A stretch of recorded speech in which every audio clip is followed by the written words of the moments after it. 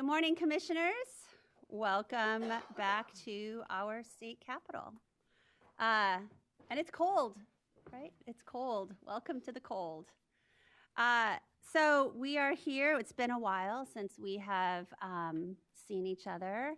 And actually a lot has happened since last time we were together. So I want to thank you for being involved. We've had a number of different activities taking place over the last few months specific to commission actions. But first, just want to say how excited I am about our new administration, both our new governor and our new state superintendent. And you've seen from multiple, I mean, there's been so many things to track right now, but you've seen the investment that both of them have demonstrated in all kids. And they've done it in different ways, but clearly the emphasis and the priority to make sure that we are meeting the needs of all kids is a voice that definitely rings true. And we know our new superintendent is directly connected to the work of the commission, and because of his role as assembly liaison. We don't have anybody to replace him yet. I'm happy to report that there has been interest in that role. And so we are just waiting for somebody to be appointed, but a few folks have reached out. So excited about the energy around just making sure all kids are represented in our system. One of the things, we've seen our new superintendent engaged in lots of different activities around making sure all kids are represented. One of the actions that he took recently at a youth forum was welcoming and appointing a student designee. And so Sydney Perez is on her way here. She made the trek from the Bay Area, and so I'll introduce her shortly, but we are very excited to have a designee joining us. And then let me welcome our newest student commissioner, Mike. Welcome, Mike. Thank you for being here. Mike, do you want to give us just a brief introduction to who you are? And yeah, no problem. And if that, there you go. Hello, my name is Mike Infante. I am a senior in high school, and I'm excited to be here. I'm excited to make change and make change in this community and make bigger things. Nice. Well, welcome. Thanks for being here. Mm-hmm.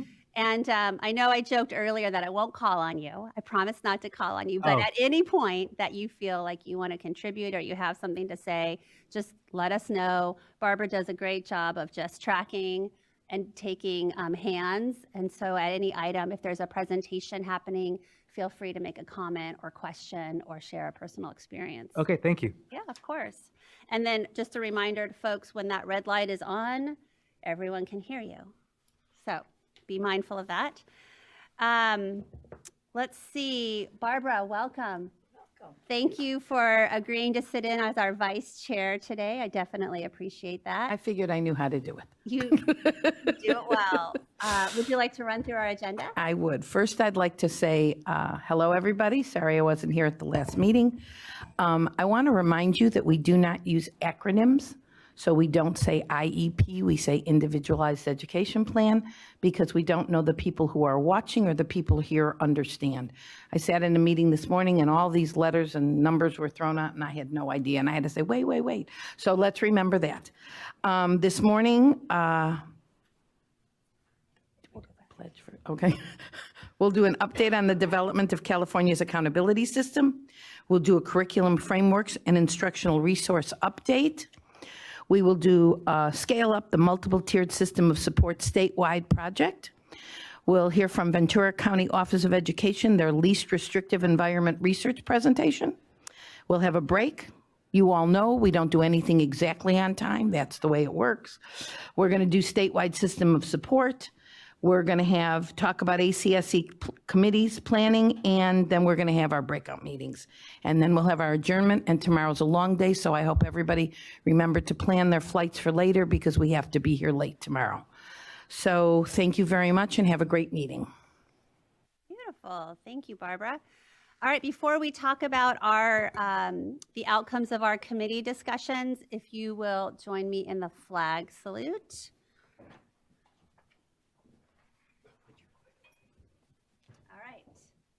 allegiance to the flag of the United States of America and to the republic for which it stands, one nation, under God, indivisible, with liberty and justice for all. Great, thank you. All right, this morning we held 2 committee meetings.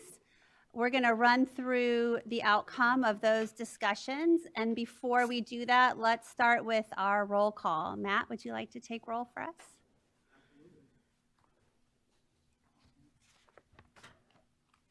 I don't know that I am, but I have a loud voice.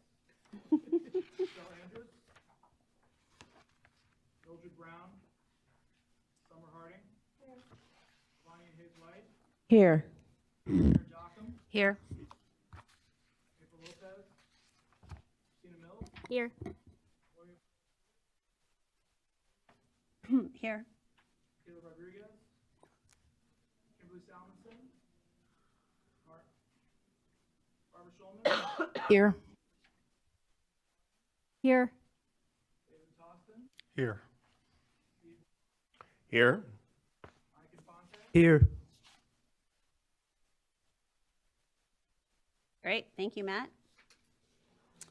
Okay, so we had 2 committee meetings that met this morning, Mental Health Committee and Operations and Planning. And Barbara is going to give us an update on the Mental Health Committee and the discussion and the recommendations from that committee meeting. Thanks, Barbara, for taking notes.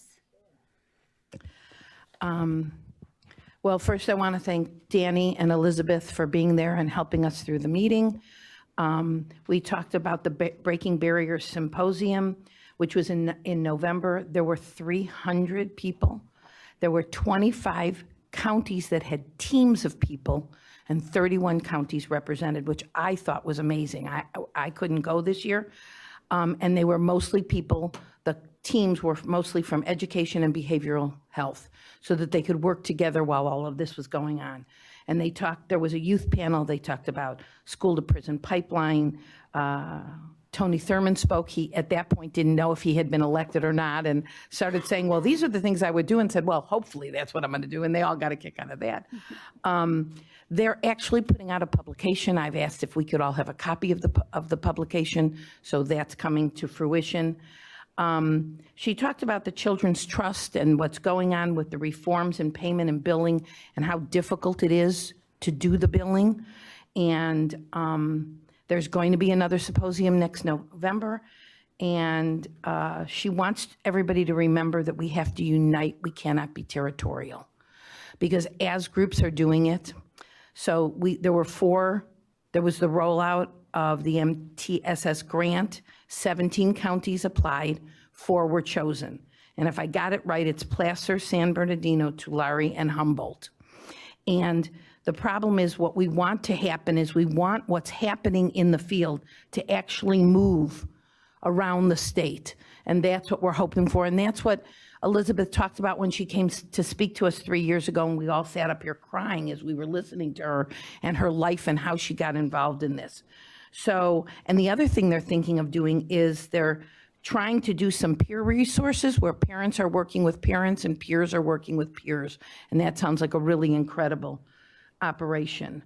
And then we talked about, and people are asking, what are we doing? Where are we doing it? How can we do it? And so maybe they'll come up with a hub at some point where they'll be able to do some technical expertise and drive down that info. And did I miss something? Just the 2 items that we might want to add. Oh, I didn't know if I was supposed to. Okay. Yeah. Okay. We talked about that in the April meeting, we would like to have a conversation about how this billing and everything is working from the Children's Trust. We'd like to have some education, some other people, some people from the state. So we'd like to have that. And then, of course, I don't think I wrote down the other. So, okay. Gina. Yeah, thanks for that, Barbara. One of the challenges in the discussions that are happening around the state around alignment and integration of services is that there's not a hub for us to go to and refer to know what is actually happening around the state. So as we listen to the report of the grants that have been assigned to 4 different counties, but then the additional 13 counties that applied for the grants, phenomenal work is happening around integrating social services, child welfare, probation, juvenile justice, and education. And so we asked Elizabeth if Breaking Barriers, the Mental Health Services Oversight and Accountability Commission, Children's Trust, and Education come and do a presentation to let us know what is happening in those counties and what is the work that is unique to each individual county, because of course we talked about the asset and the gap mapping for each county. So you can only have, your integration is only as strong as the different entities that you have present in that geography. And so how do we make sure that we are taking that into account? So, and then I remembered the other one was on the short-term therapeutic residential placements and how child welfare is getting involved rather than juvenile justice, and how we have to build a program to support with commercial sexual exploitation of children. And so we would like to have a presentation on that. Thank you. very nice, yep. And so if you'd like to be involved in that, so the STRTP, what Barbara just described, the challenges on both the education and the mental health, behavioral health side, we know there are challenges on both sides. And so we've had a presentation in the past from the Alliance on the community care reform. And so as we now look at the implementation, and it's very clear what some of those challenges are looking like for districts and providers, wanting to welcome both sides back to talk about what those issues are and how we will be seeing some legislation. Deadline to introduce is, of course, this Friday, but we'll be seeing some legislation specific to this issue. And I think it's the commission is well positioned to provide a forum for those discussions and to weigh in on those. So recommend adding both of those to the agenda for our April meeting. Let's see, second committee meeting we had this morning was Operations and Planning. And as a reminder, the Operations and Planning Committee is made up of those folks that chair our subcommittees. And so in addition to our CDE liaisons and our state director, Kristen Wright. And so this morning we talked about our commission activities. So the things that we do every year. So as you know, we do election every single year for the chair and the vice chair of our commission. And so as we start thinking about how that election works, 2 things. 1, thank you, Christina, for agreeing to lead our election committee again. Definitely appreciate that. And then 2, if you're interested in running for chair or vice chair at our next meeting, we will be looking at the bylaw. Well, we'll be looking at the bylaws this meeting, but then next meeting you'll have the opportunity to nominate yourself, talk about who you are, what you'd like to see for the commission in the coming year. We also talked about the Goal Award, and the Goal Award application, thank you, Matt, has been posted. It is online. We really need you as commissioners to make sure that that is distributed throughout your networks. So please send it out. The application deadline is April 15th. So folks have between now and the 15th to review and to submit. We will be changing our internal process a little bit. So the final review will come from the Operations and Planning Committee, but we need help with folks to read and score the applications. And as you know, last year we updated, thanks to the Goal Committee last year and the great work that you did, we have an updated rubric. So I would love to hear volunteers for reading and scoring those Goal Award applications. Oh, great, thanks, Janine. We probably need 4 folks to review and score applications and make recommendations. Thank you, Stephen. David, thank you. Havania, thank you. Yeah, it doesn't have to be 4. Anybody else? We don't want anyone to feel left out. We have numerous people not here who might want to. So I think we should send them an email and ask if they'd like to. Perfect. Thanks, Barbara. Okay, yeah, thanks, Matt. Oh, another thing for Matt. Sorry, Matt, I didn't suggest it. I really didn't suggest it. Okay, a few additional updates. Matt, thank you for sending us information on the state panel discussion that happened, gosh, probably a month ago now. And so if you participated in that, I thought it was a great discussion, just hearing, there's a few technical issues, IT issues that they were having, but it was great to hear how other states are using their panels and how they could inform how we operate. And so as a follow-up to that, we've looked at a few bylaws, operating procedures, policies and procedures from other states, which can be part of our bylaw discussion later today, or we can put on a future meeting. But as we think about the role and the function and the fact that we are an advisory body, what that looks like, I thought it was a great opportunity to just hear from others how their state panels operate. And it made me proud of the work that we do here too. You guys meet a lot more often. We meet more often, exactly, than others. And I feel like the partnership, one of my takeaways was the partnership with the department and the state board and our legislative liaisons is so strong. And I feel like our role as an advisory body really is respected. They really do reach out and ask for input and engagement. And so it made me proud. And, Kristen, having you sit here representing the department, I feel like is just a testament to the field and the families of the importance of their voice in the work that's happening. So thank you for that. Thank you. Other folks that participated in that panel, any thoughts, takeaway, questions? Yeah, Havania. Is that recorded? That's a great question. I do believe it was recorded. I'd have to go back. Maybe Matt could show us the person that, yeah, we'll find out. I just remember on the screen seeing the light on that said, that indicated that it was recorded. Can Matt send it to us if it is? Great, thanks. Thanks for that question. Other thoughts, comments, questions? Okay, let's see. Form 700s is that time of year where all of us, because of our roles here, are required to fill out a Form 700. Please do that. You saw that we do. There are financial consequences if we don't get it in on time. No, not to scare you, but please make sure that if you have questions that you contact Layla, and as soon as you can have those completed, you can submit them to Layla. Great. Okay, well, before we jump into our first item, any other items, questions, thoughts before we get started? All right.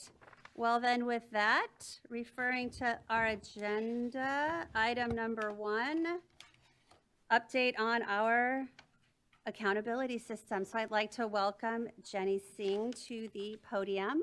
Thanks, Jenny, for being with us. Thank you.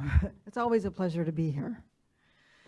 So we've got a couple of topics we're going to cover today. Most of the time we're going to spend today is going to be on chronic absenteeism. And we have been going around to various stakeholders to talk about chronic absenteeism. But of course, there are some stakeholder groups that we really want to get feedback, and we value the feedback because of your background in this particular area with students with disabilities. So even though we're getting feedback from a lot of groups, feedback from groups that have expertise in this area will probably weigh a little more in the decision process. So we're going to talk about exclusion of medically fragile students. We also have some information on local education agencies that were identified for for assistance under the local control funding formula in 2019. We may not get to this, but it's in your slides, so you have the information. And the same is true for schools eligible for comprehensive support and improvement, or CSI, and additional targeted support and improvement, or ATSI, for the 2018-19 school year. So let's start with chronic absenteeism. So you may recall that chronic absentee was reported for the first time in the 2018 California School Dashboard, or Dashboard. LEAs, schools, and student groups in grades K through 8 receive a performance color. This is not, high schools or high school students do not receive a performance color, although that information is reported in DataQuest. So you can go on DataQuest and get chronic absenteeism rates for high schools as well.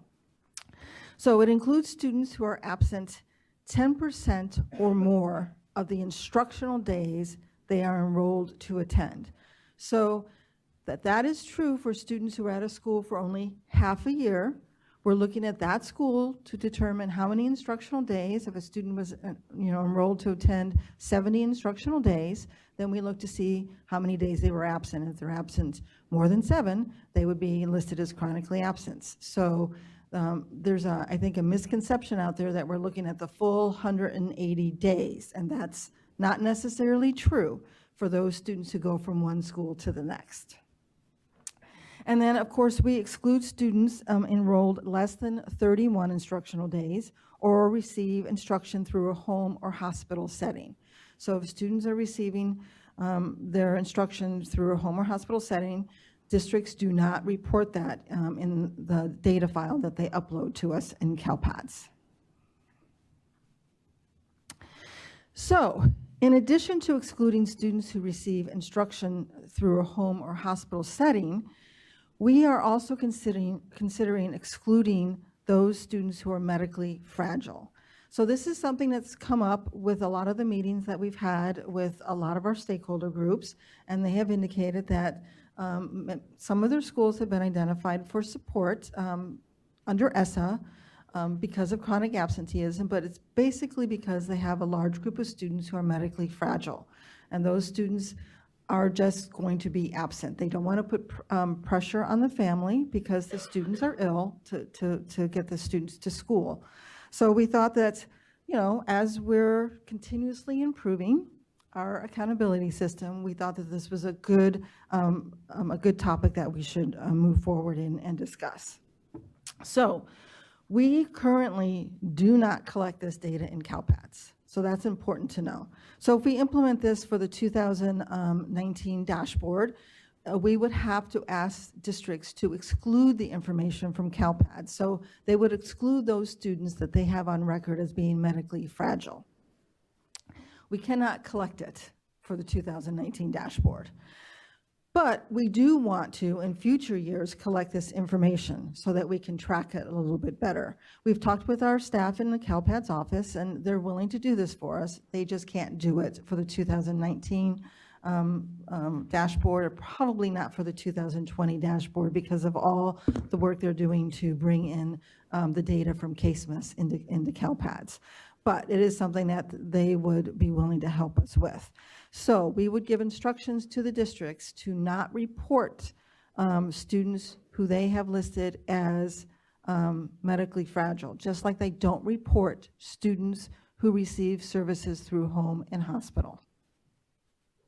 Jenny, before Yes. you go on, is there a difference in the definition of medically fragile as it's reported and then a temporary disability?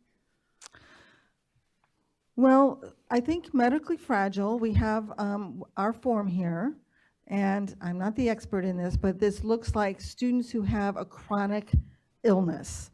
So it's not a temporary, but a chronic illness that they have throughout, that they're chronically ill. It's not something they're going to recover from within 6 months or so.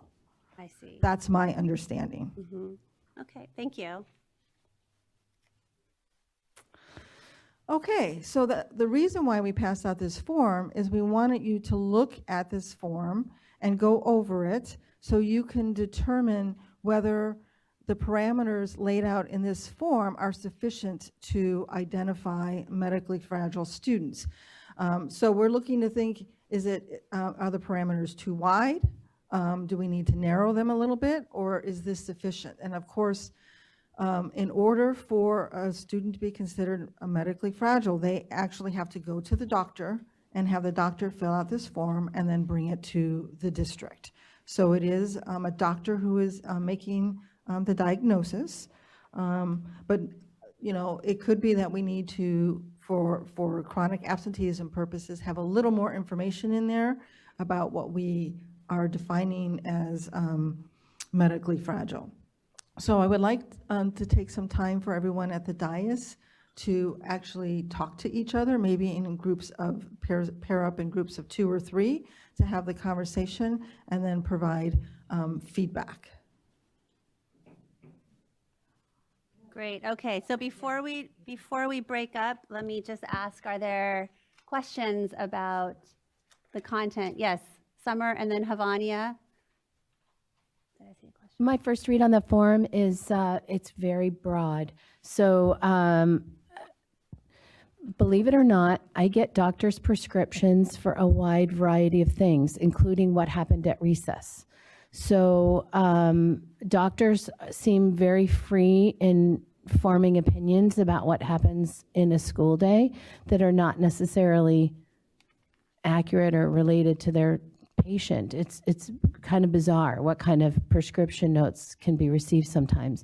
So I guess it's very clear in my mind what a medically fragile student is. It's a chronic condition, and it's just apparent and obvious. But this form opens the door to a lot of circumstances, as I read it, that would be could be attributed to a whole lot of things that are not medically fragile. Summer, are they on that symptom list? Did you see the second page? Okay. Havania. This, I don't know if this is a silly question or not. So are we saying that a student who qualifies under this category, do they have to be identified as medically fragile within their IEP?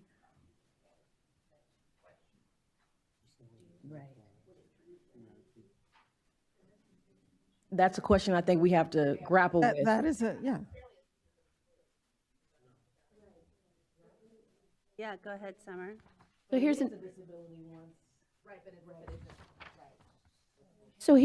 just an example. A parent goes into a pediatrician's office and describes whatever they may describe relative to their child, and their perception of that conversation that happens between them and their physician is one thing. Only when I then ask for some note from the doctor, which the doctor actually says in writing that this child would not benefit by being at school every day, or something along that clear, do we get to the root of where the miscommunication is taking place. Because there are plenty of doctors that will concede with their parents and just understand a set of symptoms, but until you ask them to go on the record and say, so you're saying that this child should not be at school or should not benefit from instruction in a school setting, then they back completely away. And so it's really, we just can't have something open-ended, and there's so much misperception going on between these types of conversations.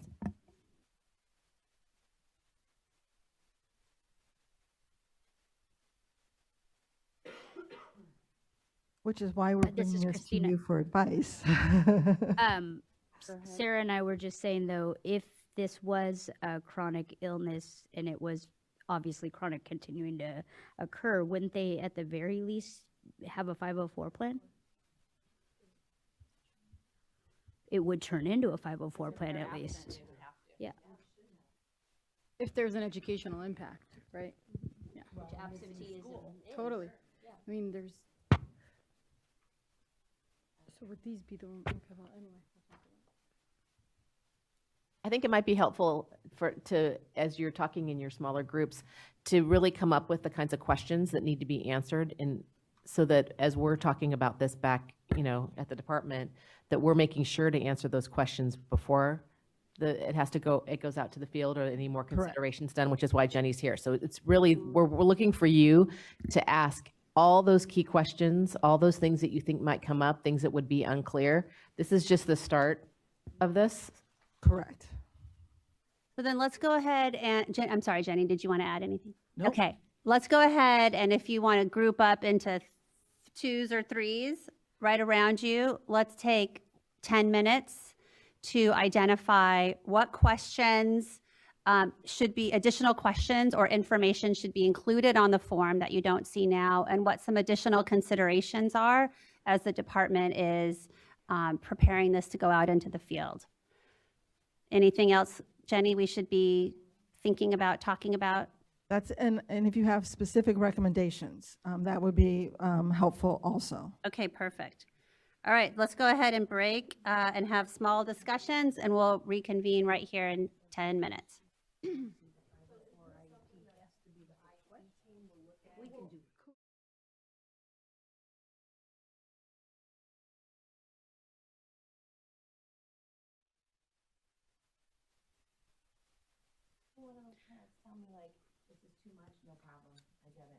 All right, commissioners, we're coming back.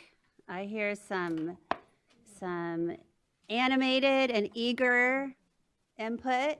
Jenny's excited. All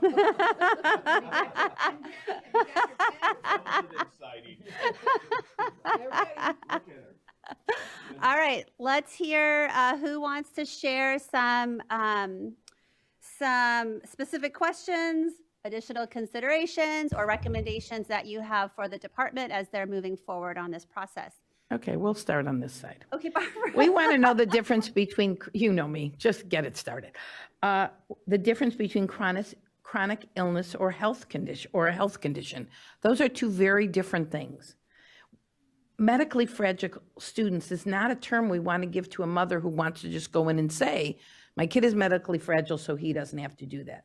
There are, I think Munchausen's is a real problem when parents have that. We don't want to give them that out. Also, where are the mental health issues like anxiety? There are people who have school phobia and anxiety, and it's not on here at all. And then they maybe do a virtual academy or some other thing. So we think that this is ripe for misuse. That's just the way we feel. Did I say everything from this side? Are you actually saying that one of the areas need to be mental health as one of the chronic areas? Would you? Well, what we're saying is it is a symptom of chronic absenteeism. Is that medically fragile? We don't necessarily think so. But could it be? Could it be? Oh, we talked about that it could be. Yeah. I also have, how do these symptoms become qualifiers?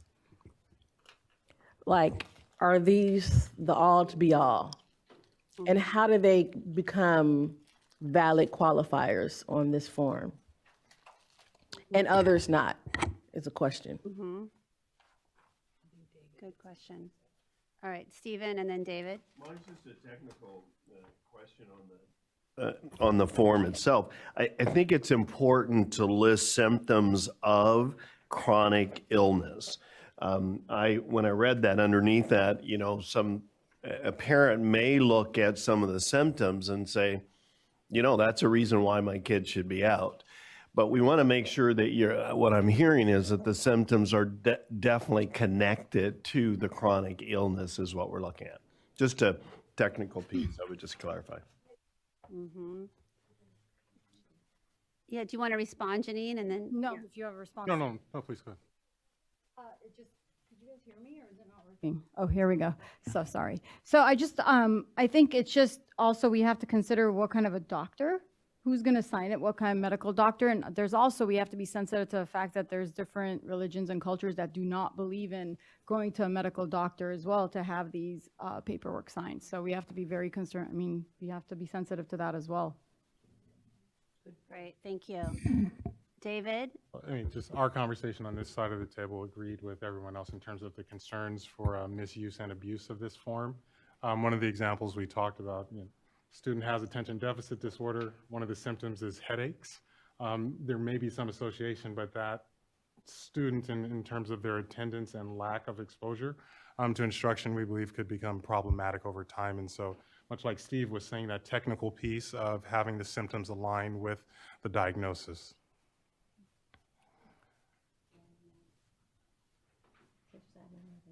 Yep. Thank you, David. Summer? I think there are, I'm going to speak for elementary school. Elementary school students don't arrive at school unless their parents bring them typically. I can tell you the state of many parents gets reflected in what they can share their children are experiencing. So quite often I'm in a position where I'm advocating for the child to attend school because it's important for them to be in school. They might be reporting to their physician a whole set of symptoms and things that the children may or may not be experiencing. I'm going to leave it with that it's fraught for enormous misuse. And I'm personally familiar with medically fragile students. I have that population at my school. That's an entirely different subcategory. I've got no issues with that. That's clear.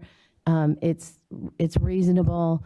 It has to have a definition of medically fragile. I think the problem is if you list a set of symptoms, often we don't know if those symptoms are happening at home, happening at school. You know, we have to be, as a principal, in the position of advocating for a child to come to school each and every day.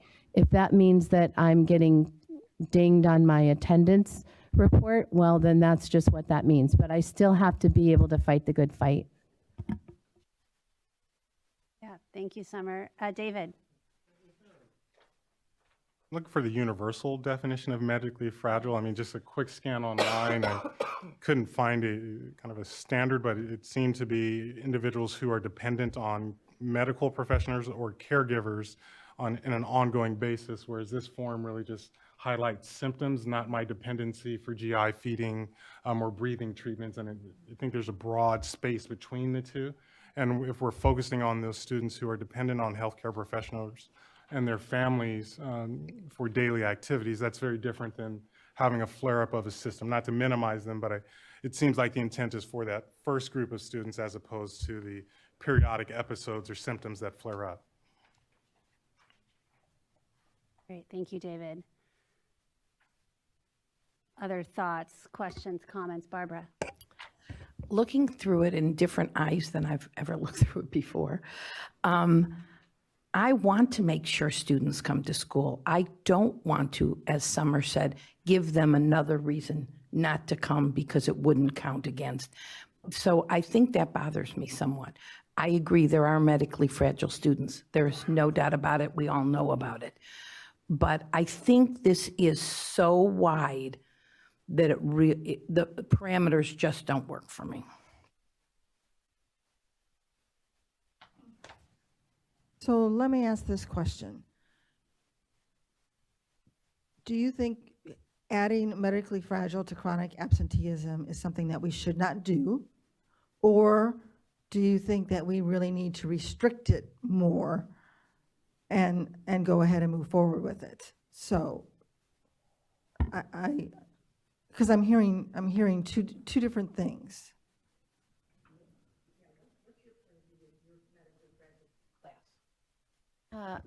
Personally, I don't think it's an area we need to go to, and I have attendance problems, so it would be to my advantage if I weren't saying this. I have medically fragile students as well, but I have an IEP that attends to their needs, and it gives me direction over what is an excused and a not excused. And plus, when I look at my data, I can pull that data out really easily. So my issue is not my medically fragile students. My issue is all of the other reasons why people choose not to bring their kids to school. So I just can't give up this fight, even though it might not be working to my advantage. It would be too easy to just fill out a form and then have it not impact me, but that's not what I'm there. That's not the job I'm there to do, you know? Great, thank you, Summer. So you guys are a wealth of information. I really, great. I really appreciate the time that you put and the considerations that you've shared back with the department. I'd love to hear from Kristen just on your thoughts on process, and then I would love to take any public comments. So folks from the audience, if you would like to come forward, love to hear from you as well. Yeah, this is really helpful, and I think we'll work with Jenny and Cindy closely like we do to come up with the next proposal or iteration of this. Beautiful. Jenny, before you leave, I have a question. I was looking back over some of the discussions that we've had, and I really do appreciate the way that you engage the commission on specifics. You gave us the opportunity to weigh in on a fifth-year cohort back at our August meeting, and definitely appreciated the options that you presented and our ability to give you feedback. Do you have any update that you can share with us? So when we went to the board in September, we felt that it was too soon to move forward on a 5-year grad rate. So we are working on we just finished up with all the things we had to do. We actually didn't have any data to run simulations. So we were uncomfortable with moving forward with a 5-year grad rate until we had some data. We now have that data. We're going to be working with our technical design group to come to the board with some options for a 5-year grad rate. But just so you know, we also implemented our 1-year grad rate for alternative schools, right? Nice. There are dashboard alternative schools status, or what we call DAS. And of course, the 5-year rate is going to apply to traditional schools or comprehensive schools, high schools. The 5-year rate will not apply to the DAS schools because we've already incorporated those students in the grade 12. So many times the students in that grade 12 may have maybe a 5th-year senior, a 6th-year senior, or a 7th-year senior. So they're going to get captured in the 1-year rate. We will come back to you with our recommendations from our TDG that we will bring forward to the state board to get your feedback on those recommendations when we have that. Nice. Thank you, Jenny. I appreciate that. And did you say that that was going to the state board, or was going to your technical design group in March, and then the state board meeting? Well, we actually have a technical design group meeting tomorrow, and that's one of the topics for conversation. Perfect. On our March board item, we traditionally go to the board in March to indicate what changes we're going to make to the dashboard. So in March, the 5-year grad rate is one of the things that are on there for the board to consider. Traditionally, we bring forth what we're thinking about presenting for changes to the dashboard, and if the board agrees that we should move forward with that, then we do the work, and of course they would have to approve each item individually when we bring it to them in September. Nice. Well, thank you. Like I said, I really appreciated the way that the department brought that to the commission and gave us the opportunity to weigh in, and then congratulations as you now have the data and can make those recommendations up to the state board. Thank you. Yeah, absolutely. Okay, yes. Matt, do we have any public comment on this item? Yes, we do. Great. First, we have Sid Van Corsel from Warmline.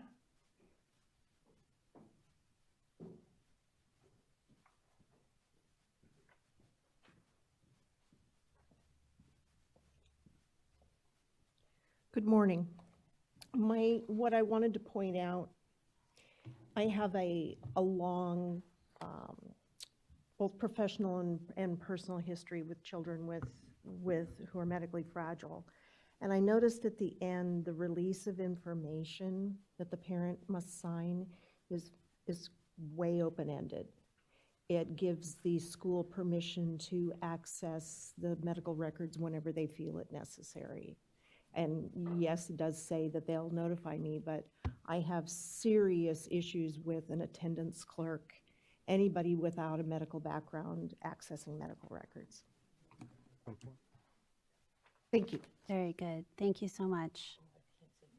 Nope, you can't. Any other public comments, ma'am?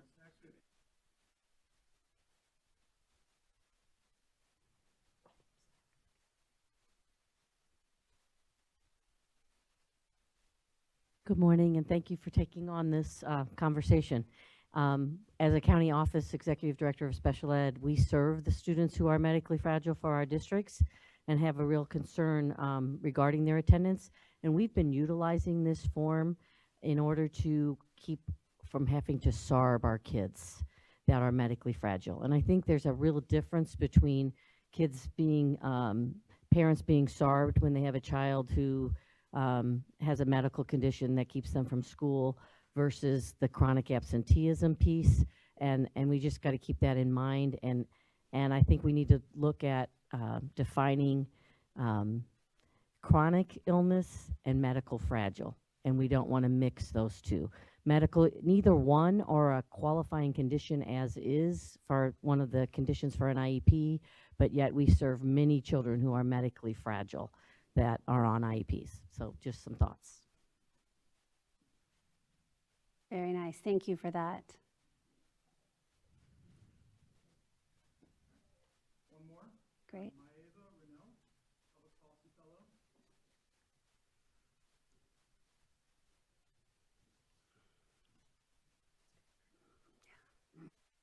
Morning. Oops, I have to push the button. Okay. There you go. Wow, this is my first time. Welcome. Thank you. I'm so happy to be here. I just wanted to actually highlight some concerns that I had in regards to this particular form. I really wanted to know, like, why is the form needed? And I understand that it's to highlight what's going on the dashboard, but could this also be a federal law issue? That came to my mind. And also, I think that the form could continue to further inequities. I was a special ed teacher, and a lot of my students were considered medically fragile in New York City.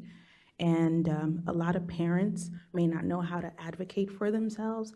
And so this form, I don't know if it's the best thing for kids. So thank you. Thank you for sharing. Other comments, Matt? All right. Well, thank you, Jenny. Thank you, commissioners. Thank you, public. This was a great way to start our meeting. Definitely got the juices flowing. So we are now moving on. Before I move on, let me just take a moment. I had the privilege of attending a youth forum down in Pittsburgh recently, and really enjoyed a presentation by a group of folks that included our new superintendent, Tony Thurman, our state director, Kristen Wright, Assembly member Jim Frazier, and Sydney Perez, who is a youth liaison that Barbara is talking to at the moment. And so, Sydney, I would like to welcome you to the commission. Really appreciate you making the trek up here to investigate the work that we're doing and figure out how we can make sure that our foster youth voice is heard and present in our discussion. So thank you for joining us. Really appreciate having you here.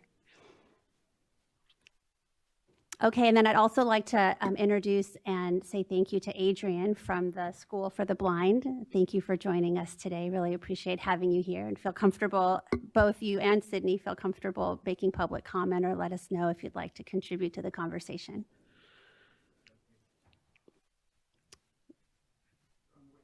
Great. Okay, commissioners, we are then getting ready to move on. I'll take a moment to just remind you, if you have additional thoughts on the item that we just completed, if you'll go ahead and email Matt your additional comments. Clearly, there's a lot that this form brought up for folks, and so feel comfortable doing that. Thank you. All right, moving on to item number 2. And so, Matt, maybe you want, while they're making their way down here, do you want to orient us to the materials that we have? Clearly, I'm...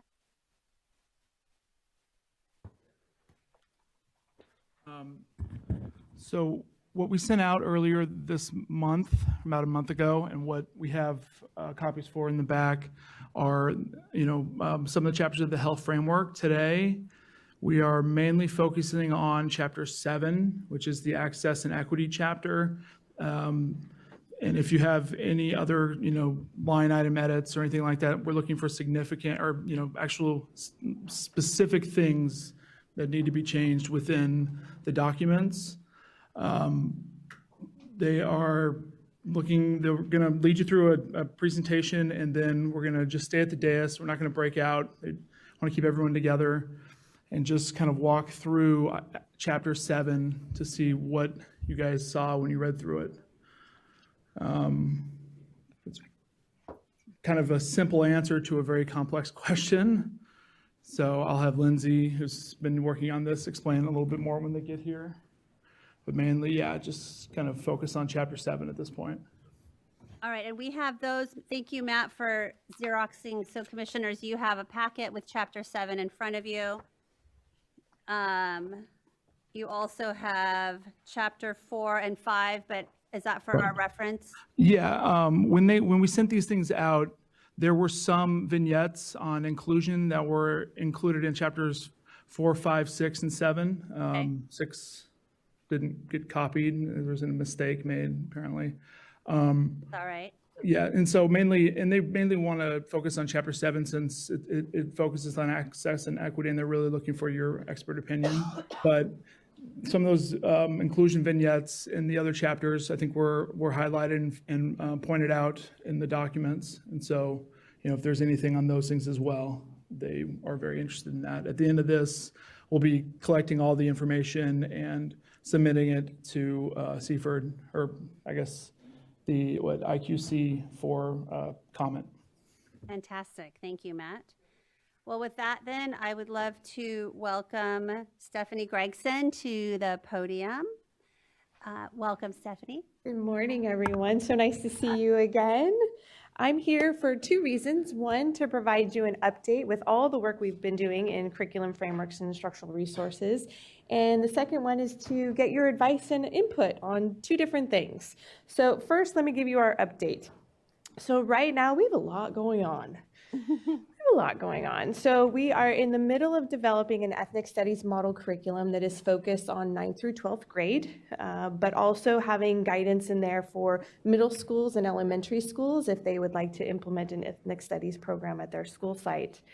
As you know, we're in the midst of the health education framework, and that's one of the reasons why we're here today as well, is to get your input on how we are doing with developing the health education framework. And I have exciting news that in January, the State Board adopted our new arts and world languages standards at the same meeting. So those arts and world language standards that I presented to you, they've adopted those unanimously with no edits to them. So right now we are making our edits, grammars and spelling errors and all those great things, and formatting them so that they will be printable and online as well. And so that leads us to our current work of developing the California Arts Framework and the California World Languages Framework. And so our committee meetings actually began last week with World Languages, and Arts is next week. Each committee, it's called the Curriculum Framework and Evaluation Criteria Committee. Each of these committees is made up of a majority of classroom teachers in those content areas, with some content area experts as well and higher ed partners on the committee. They meet 6 times for 2-day meetings. And during their time together, they are working through the draft framework that is based in the foundation of the guidelines that were created with focus groups across the state of California. And so that leads me to oh, this didn't change. We didn't change. We changed it upstairs. I'm not here. No worries. So that leads me to asking for your advice, because we have an opportunity, a very exciting opportunity with these new frameworks to do something very different than in our previous frameworks. And that is through our listening and working with this commission and the Special Education Division, we are no longer going to have separate chapters on access and equity. Instead, it is the lens that we use in the development of the entire framework. And so this is our opportunity to really ensure that our teachers have the guidance they need throughout the entire framework to ensure each and every student is successful in these different content areas. So let me give you an example of some of those guidelines. First, I'll use world languages. World languages still has a chapter, because I couldn't get them away from it just yet, but there is language there that talks about embedding those throughout the framework. So one of the overarching criteria for the world languages framework is that the CFCC shall develop a chapter on ensuring access and equity in the world languages classroom while also embedding those strategies throughout the framework. And one element of those is that it shall provide suggestions on how to differentiate for world languages classrooms with students who have a wide range of needs, abilities, and experiences. We'll have a discussion of universal design for learning, including an overview of lesson and unit design, with discussions on how backward design, episode design, lesson design, unit design, and curriculum design are a means to ensure language acquisition for each and every one of our students. So that's just some examples from the world languages guidelines. So for the arts framework, it truly does not have a chapter on access and equity. Instead, the guidelines have very specific language to ensure that we are embedding and using the lens of access and equity in the entire development of the framework. So for instance, a guidance for planning instruction it includes explanation about the application of the principles of universal design for learning in the arts, examples of differentiation approaches for arts classrooms with students that have a wide range of needs, abilities, and experiences, examples of how to address the instructional needs of English learners, at-risk students, and students with disabilities. So this is the entire framework will be embedded with this lens of access and equity. Another example of a guideline is each discipline-specific chapter should include explanations and examples of modifications and accommodations for serving different student groups, models and examples of what student learning looks like in a different classroom settings, and examples for how to differentiate instruction. So again, being embedded throughout and not something separate, because it's the lens that we should be using when we provide guidance to our teachers and in the decisions that we make in our instructional practices. So we are here to listen to you to get advice on the best approach to do this, because this is the first, and this will be a model for our subsequent frameworks that we develop. For instance, we'll be working on the California Mathematics Framework towards the end of this year. So thoughts, ideas? Of course, there's I've always got thoughts. 3 note takers right there. There's always thoughts. So are you telling me that what you're talking about in the health is that we're going to get rid of the 7th chapter? In the health education framework? Yes. No, because the health education framework was already in development. Okay, that's where I was getting confused. Yes. So I wanted to make sure that, because that was what we studied Yes. before we came, so I'm thinking, I was getting confused. And we're going to be doing a working group to get your input on how we did with the guidance and the inclusivity of language to ensure each and every student has great access to health education. Okay. So that is something we'll be doing in a moment. Right now, I'm asking for your advice on moving forward with our frameworks that don't have that separate chapter. We want to make sure that we are doing this in a quality way. Fantastic. Thank you, Stephanie. So let's open it up to this eager hand next to me first. So let's start with Barbara on this discussion. Can you tell I missed a meeting, so I'm trying to get all the talking in from 2 meetings? I'm sorry, that's, I think the embedded is a great idea because we're trying not to silo students.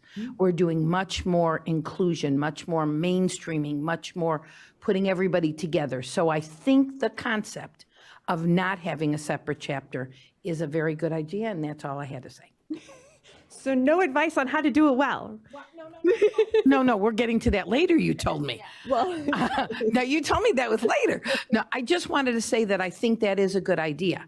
And I think it will take a while to get our frameworks to do that because that isn't how we did it. We've always been separated. Right. It's just like when we say each and every student, that doesn't mean that there's a colon and then a list of student groups afterwards. No, when we say each and every student, we mean each and every student. Fantastic. Stephen, go right ahead. Do you know, I love the idea that it's moving more into the issue of embedding it within the work that we're doing. I was just thinking about in getting that message out that that's what you're doing. I think it's important that all of the frameworks have a statement that kind of identifies that and calling it out and really talking about that this is what access and equity means in our framework, how we're embedding it, all those kinds of things, because I think I was looking at chapter 7, the inclusion of words that kind of show that we're looking at access and equity is great. But I think that to really have a statement that kind of says, this is what we're doing, this is what we mean by access and equity, and because we don't have a chapter on it doesn't mean that we're not dealing with it. So I would really suggest that there be some kind of formal discussion of that in front of every framework. Right, so it's framing, right? It's framing when for they people. go dive in. Yes. This is Yes. how we approached it. Yeah, that we have not left, we haven't left out access and equity as we talk about the framework. So that's one suggestion. Thank you. Mm-hmm. Love that. Thank you. So as we think about this issue and this chapter, I can tell that there's lots of thoughts, there's lots of ways that we could structure giving feedback to you. And so if I understand correctly, Mr. Silva. Yeah, so there's a more structured approach for the health education framework. Okay, great. This was just advice on, as we move forward with our other frameworks. I see. For the arts and the world languages, what is our best approach? Okay. What advice do you have? No, we have a separate piece for the access and equity chapter for the health education framework. I see. Two separate things. So additional feedback then on chapter 7. No. Additional feedback on your advice on our future frameworks that will not have an access and equity chapter. Great, thank you. David? I would just agree with what Stephen just shared in terms of framing it initially, because I assume, because we've been doing it one way for so long, where's the access and equity chapter? And so it's missing, and so calling that out, I think, is an important step. But just so, I'd also want to share, so appreciative of this approach, because sometimes we think about inclusion as only the students in the classroom, but really the whole system, and even including students with disabilities in the broad framing of the issue rather than a separate chapter. It's a minor thing, but it's a huge step in the right direction in terms of looking at every student holistically as opposed to the student groups, as you've said. Thank you. Yeah, absolutely. It's a great point. Havania? I would agree with my colleagues too, because if access and equity is out of sight, out of mind, then it might just be out of sight, out of mind. So if we do have it up front and have a conceptual framework up front, so teachers won't forget, so the community won't forget to maintain the access and equity for all students, each and every student, like you said. So make sure that it's there, so they won't forget it. Right. That's a good point. Christina and then Stephen. Thank you. This is Christina. I do like that idea and I support it. I also just want to bring up that in the disability rights and independent living world, we talk about disability as, I think, something that stands to strengthen the K through 12 system and limit stereotypes around disability when we talk about it as a part of human diversity. And framing it that way, that human diversity looks like this, and giving the examples of what that is. But also, while I appreciate, students with disabilities being specifically called out, I think it would also be helpful to limit stereotypes and hierarchy of disability by saying students with and without visible disabilities, visible or non-visible disabilities, because what I have seen in the most recent generation is children with mostly identifying as learning disabled as not being disabled. And so I think that goes to show what kids are being taught in terms of what does disability look like when they're learning about it in school or hearing about it from their peers. So saying non-visible and visible or apparent or non-apparent would be helpful. So thank you so much. I just would want to say that when you're framing this in the debate, please make sure that there are examples of what we mean by access and equity. the groups that we want to make sure that we're giving access to. So using, students with disabilities, making sure that that's pointed out in this access, making sure that EL students, language, so that we're really clear about this is who we want to make sure that access and equity is very much in front. That was just another suggestion. So our classroom examples focusing in on that. Yes, to kind of give people what we mean by who we want to make sure that access and equity is happening for. Thank you. So thank you so much. With that, I'm going to turn it over to the administrator of the Curriculum Frameworks Unit, Constantino Silva. Great, thank you, Stephanie.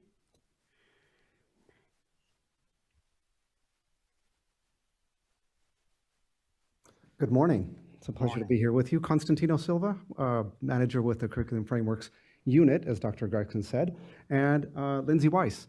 And we're going to, she's our lead consultant for the health education project, the framework. And so we're going to take you through a series of slides. In fact, I'll turn it over to Lindsay right away, and then I'll come back and we want to do a review or an overview of the standards themselves before we get into the actual feedback session.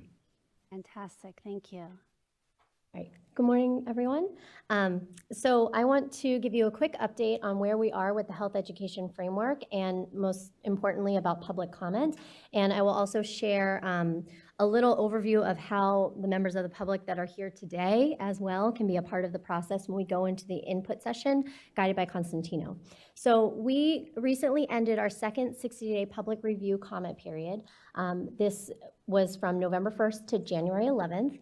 The reason that we are here at ACSE on February 20th post this is because unfortunately you guys did not meet during our second 60-day review period, so we wanted to make sure we got your input. So that is why we're here today. And so during this time, we posted the second draft, which was based on the first 60-day comment period, which happened from April until the end of June. And if you go to our webpage, you can see that we had a meeting in September where our Instructional Quality Commission met and discussed all of the first 60-day public comment edits and recommendations. They accepted about a little over 200 of those edits from the public, which made it into the current draft, which is what all of you have printed and what members of the public can download today.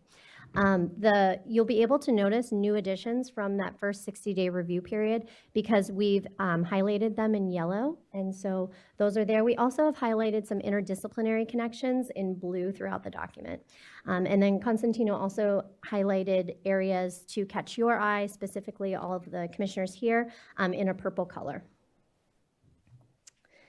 So this is the website, and I'll leave this up here for everyone to pause. If anyone in the public here has a laptop or electronic device and wants to jump onto the webpage, you can download the chapters that we'll be discussing today from this page. Chapter 7 is where we will start with our Access and Equity chapter, and then Constantino will guide us through giving input on the grade level chapters, which are chapters 3, 4, 5, and 6. Okay, and I'll turn it over to Constantino.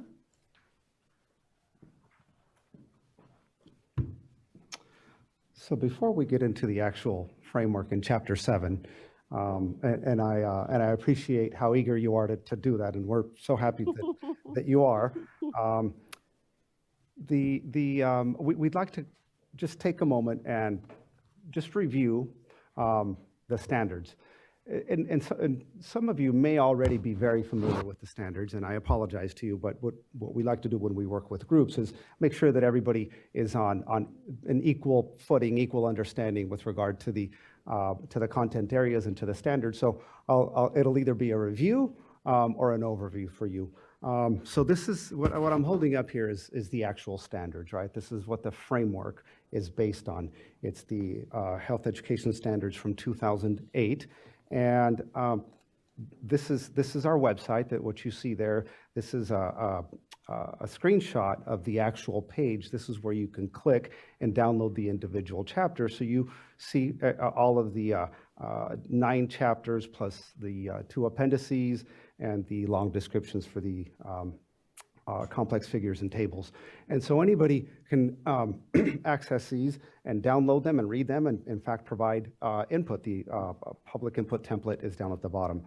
And so when we talk about the standards, we first want to talk about, of course, the content areas. These are the grade level assignments that each of the standards are given. And the focus of the standards is on teaching skills that enable students to make healthy choices and avoid risky behaviors. And these are minimum, these here, what you see here, you see some areas, some grade levels that are checked, others that are not. So that represents the minimum recommended grade level assignments for each of the 6 content areas. And the 6 areas are nutrition and physical activity, growth, development, and sexual health, and that is divided into 2 sections. You'll see growth and development on the left and all the different check marks, and sexual health checked off at grades 5, middle school, and high school. Then we have injury prevention and safety, then alcohol, tobacco, and other drugs, then mental, emotional, and social health, and finally, personal and community health. And these represent guidance for developing health education curricula at the local level, and they identify what each student in California should be able to know and to do in each grade level. And of course, with regard to students with special educations who may need special or appropriate accommodations, adaptations, and modifications, that is left up to the teachers, to the schools, to the IEP teams. But districts, so what I want to say in closing here is that districts are encouraged to add additional content areas for additional grade levels depending on local health needs. Okay, so those are the content areas. And so briefly, we'd like to talk about the 8 overarching content standards. I'd like to just take you through the progression of the 8 standards. Standard 1 is the essential health concepts, where all students will comprehend essential health concepts related to enhancing health and health-enhancing behaviors. Standard 2, analyzing health influences.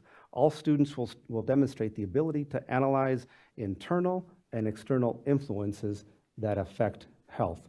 And I'd like to just draw your attention to the progression from the basic understanding of health concepts to actually taking ownership for one's own health-enhancing behaviors and avoidance of risky behaviors, to actually taking it to the wider community. So you'll see that in the progression.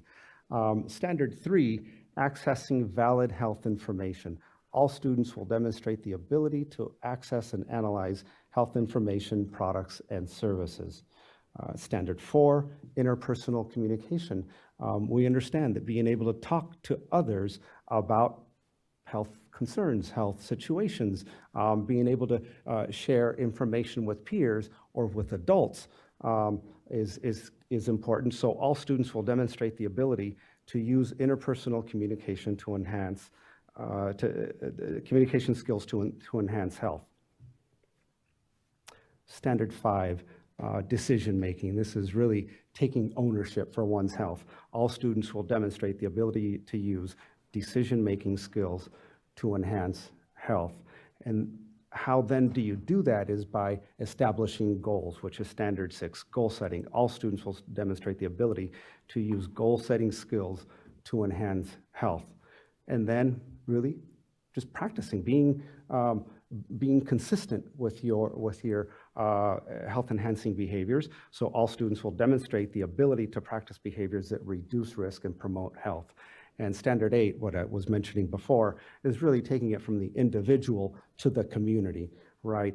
All students will demonstrate the ability to promote and support personal, family, and community health. So those are the 8 overarching health content standards with the 6 content areas. Do you have any questions about these or comments? Commissioner, yes, Mike. Yeah, do it. All right, hello, and your name is? I'm sorry. Constantino Nice to meet you. Silva. I like the slides. One thing I would add on the chart is what I've noticed for the fourth grade, and yeah, for the fourth grade, you guys didn't check off the, was it, hold on, let me, I just had it, where'd it go? It was about health, like, wait, where is it? Your mental health and emotional skills. Okay. So I tutor fourth graders right now, and what I've noticed is that most of the stuff that they go through, it's not only school and bullies and friends like that. It's also through social media. Right. And I know you guys want to help promote, help them through stuff, but there's some stuff that you can't help them through social media. Like maybe you can add on there like social media guidance and hey, cyberbullying isn't good. This isn't good. Promote goodness on social media because people nowadays, like little kids, they overthink things so much that I don't think social media is going to help. So if you can add, you get what I'm saying? Yes, I do, and I appreciate the comment, and I think we'll take note of that because that type of guidance is very very strong for us in terms of helping us improve the framework. In terms of the standards are already set. This is already an approved document, and that grade level recommendation that you're mentioning, we encourage districts to add additional curriculum based on exactly the type of issue that you're discussing at the local level. If that is a local need, we encourage them to do that. All right, thank you. That was outstanding feedback, Mike. Thank you for that. Janine, no? You sure? Okay. Okay, well then with that, why don't we move on to the feedback session? Okay. Okay, great. We're going to make a mention on actionable edits. Sure. Okay, very briefly, we'll talk about the actionable edits. Okay. So we are here, where we are in the process is, unfortunately, we could, if we needed to, go back to the drawing board. That's the worst case scenario. But what we're really hoping for is that we're looking for specific language usage or substitutions. Maybe you're noticing there's some research that seems to be outdated that you might recommend another study or something familiar for us to look into deeper. It can be even just a big idea of how to improve. And so really just also even just the framing of our language. So if you actionable edits would be something specific of, let's look at this page 2, line number 75 to 76. I'm making those up. And then the way that it's framed, maybe you could say this instead of what is here. So that's what we're hoping to look for. And of course it doesn't, we have some time, so we can take time to edit and tweak what you would like to say. And then obviously also, and I apologize if I'm repeating this, but we'll also have time to pause for public comment to also give input for the edits. And then Jennifer and I are back there and we'll be taking notes based on what all of you say. Okay, do you guys have any questions about the types of edits, actionable? Yeah, really appreciate the way that you structured this for us. Oh, sure. Thank you. Janine and then Stephen. Yeah. Comment on this, right? Okay, so page 47, 55. So this is just an example. Okay. Yeah. Okay. So it would be like 954, like that, right? Yeah, exactly. And then the actionable aspect of the edit is what you think that we should do, basically what we should write instead of what is on the page. That's a really helpful actionable edit that allows us to say if that's going to be recommended or not recommended or recommended with writer's discretion. So actual language is the part that makes it actionable. Or removal, that's also actionable. Is there a specific, I guess this might be a silly question, is there a specific reason why a lot of text is highlighted in yellow? The yellow indicates that those sections were added after our first 60-day review period. So members of the public submitted those recommendations. And those are still up for, if you think those should be edited, you can edit anything in the document, whether it's yellow or blue or purple or not. Steve? Actually, my comment is on your presentation on the standards, just really quick. It just dawned on me. On the content areas by grade level assignments, I think that one level that needs to be in there is early learning before the kindergarten level, because they deal with a number of these standards and areas that need to be done in early learning. And since we're moving to a lot of programs, that being in grade level, that's a part, whether it be preschool stuff. But if you could think about that. That for the next revision of the health education standards, we'll be sure to have that in mind. But I do want to point out that the framework itself actually begins, and this is again the screenshot from our website. If you look at Chapter 3, starts with transitional kinder. Okay. Right. So that's, yeah, exactly. And so that's a part of early learning. So yes. that's one that could be Yes, great. yes. All right. Great. Thanks. No, not a problem. Thank you. I appreciate the feedback. Janine, go ahead, and then. Sorry, I'm just, because I'm really excited about this. So the TK, so we can make comments on the TK as well. Yes. So Okay. I'll explain the process thank in just a second here. Are we good then with actionable edits, actionable recommendations? Quick question. Can you please tell me why the check is omitted for sexual health for 6th grade? Right. These are the minimum grade level recommendations that the standards writers back in 2006, 7, 8 considered. But again, this is by no means in any way a prohibition. In fact, the standards and the framework give guidance to local education agencies on how to develop curriculum for any grade level that is not already recommended at the local level based on local needs. So is it because they're already getting it in 5th grade and they're going to skip it in 6th and then return back to 7th and thereafter? Which section? The sexual health section. It begins in grade 5, omitted in grade 6, and then grade 7 and there forward is checked. So is that the reason why they're getting it in grade 5? So exactly why I won't be able to know, but so they get the standard is addressed once in elementary, it's addressed again in middle school, and it's addressed again in high school. Mm-hmm. If you see that, yeah. And our standards and frameworks are guidance documents. They're not mandates. So this is just a recommended pathway. And just to clarify one more time that we have our standards from 2008. Yes, there was a large 10-year gap between when the standards revision process happened and the framework was given the green light to begin again. So there is a large gap, but we unfortunately are not able to make any adjustments to the standards at this time, but we are able to make adjustments to the curriculum framework. And the framework being the playbook of how you're going to implement the standards. So the standards have to stay. And as a matter of fact, I forgot to mention, as far as actionable edits to be recommended, they must fit 3 criteria. They must follow our state board guidelines on what they instructed us to do as far as for the health education framework. The recommendation must also align with the 2008 content standards as they are written now, and it also must align with current California Education Code. So those are our 3 criteria.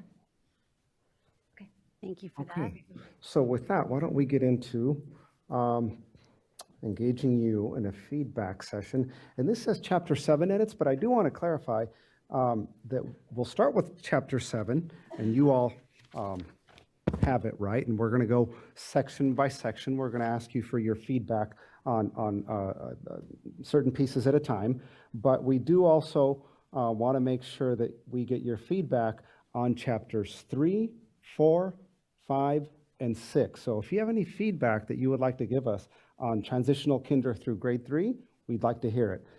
Grades 4 through 6, grades 7 through 8, and 9 through 12. Okay, so we'll wrap up with the grade level chapters, but we'll of course begin with Chapter 7. So here we are, and what we'll do is we'll take, I'll say, pages, basically we have 50 pages, pages 2 through 50 of text. So what I'll do is page 2 through 10, do you have any recommendations? And we'll take your recommendations, both Lindsay and Jen Bentley, who's also sitting back there. Hi, Jen. They will take all of your recommended edits. Then we'll go 11 through 20, 21 through 30, 31 through 40 and 41 through 50 and gather all of your recommended edits. And then we'll go to each one of the grade level chapters. At the end, we would like to ask you to reach consensus on each one of the edits, because what we're going to be hearing is individual recommendations. What we'd like to, we're thinking maybe just thumbs up, thumbs down on each one of the individual comments. If you could give us a consensus thumbs up, thumbs down, yes, we want that comment to be presented to the Instructional Quality Commission on behalf of ACSE. If you think there's a comment that you don't think you want to have go before the IQC as a commission comment, that doesn't mean that you can't submit that individually. If your comment does not get approved by the commission today, you are welcome to submit that later as an individual comment. Okay? Yes. Thank you for saying that. What is the deadline for additional individual comments? Well, the second 60-day period has already ended, so we would like to have it at just ASAP. Okay. Yeah. Thanks for clarifying. Right? Yes. Okay. All right. So Chapter 7, let's begin there. So page 1 is basically just, like I said, an introduction, but really the text of the chapter begins on page 2. So we would like to hear if you have a recommended edit in any one of pages 2 through 10. And we would like to hear the page number, the line number, and your recommendation.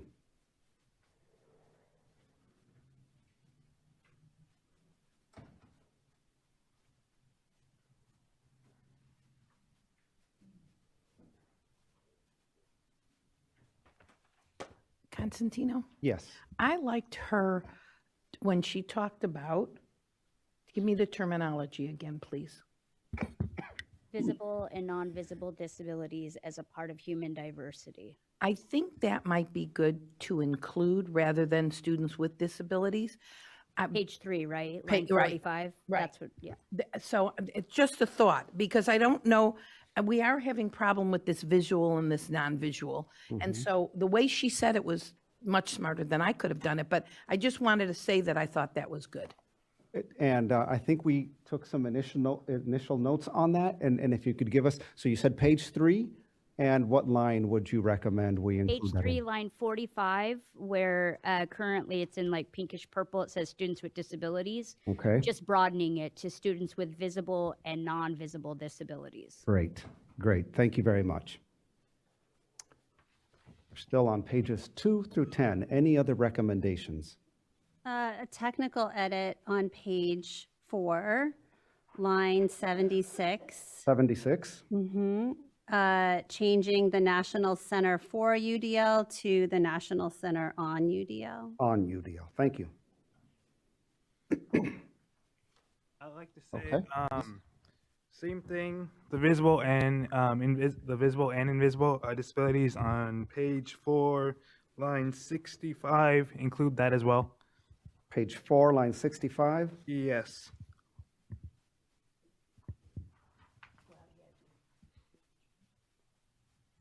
Including students with visible and invisible. And invisible disabilities. Okay. Non-visible. Thank you. Non-visible. Very nice.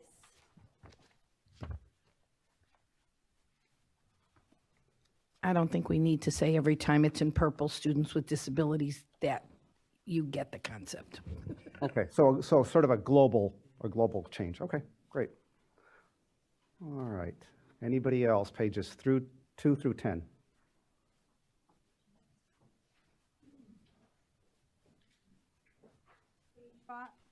Page 5. Page 5, line 82. Okay. I think just not teachers, but also all educators. Instead of teachers, all educators. But changing teachers to Because all educators should continuously strive for social justice. or classroom support. All teachers, all educators, because you could have school staff. I was going to say school staff, but yeah. All school staff? Or just, go ahead. I think that includes more people. By saying teachers, you're not including instructional assistants, you're not including the nurse, you're not including the principal, you're not including the campus supervisors. And so that's important. All school staff. Okay, great.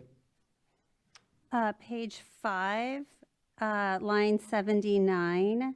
I think there's an updated version of the CAST UDL principles. So 2011 is listed, but there might be a newer version. Okay, okay, thank you.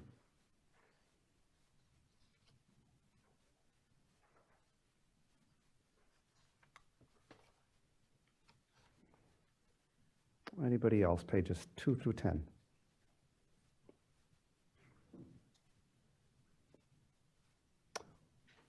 Shall we go on to the next section? Pages 11 through 20.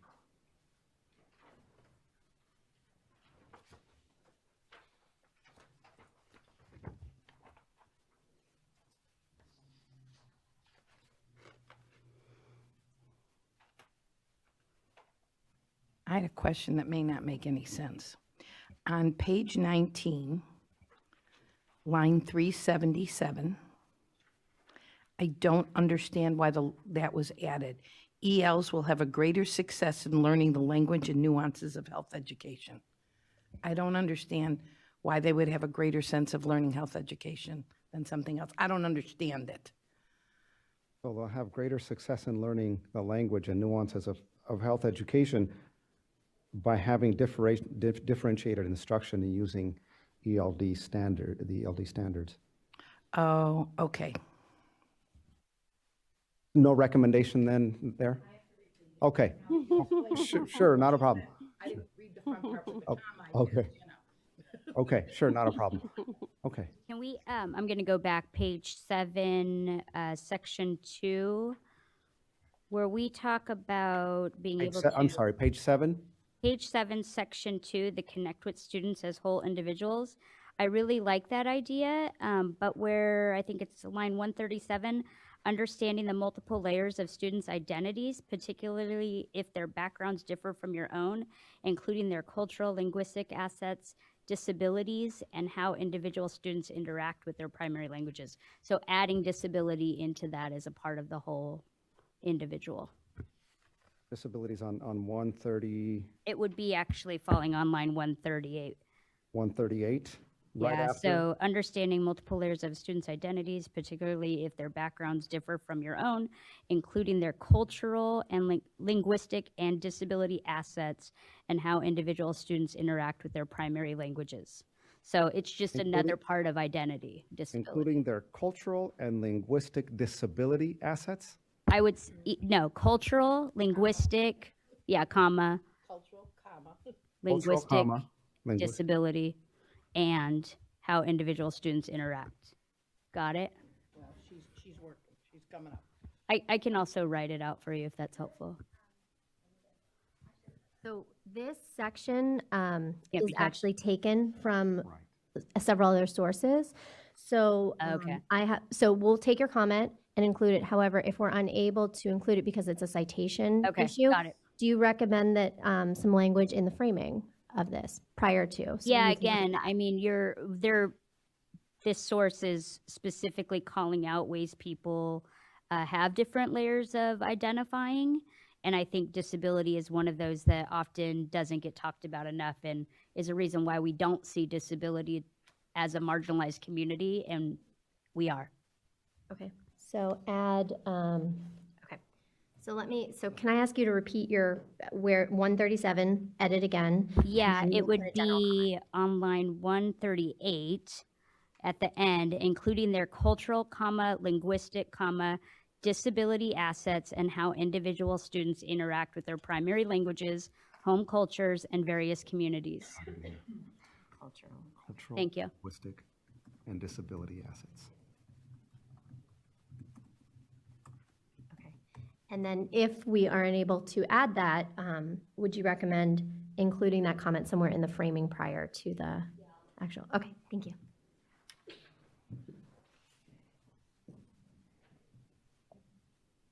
So I think back to pages 11 through 20.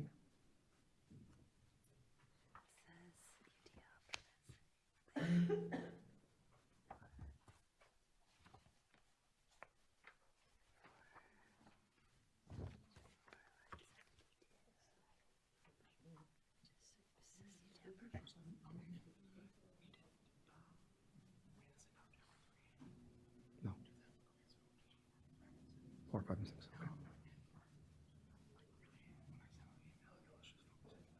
Okay. Yes, Janine?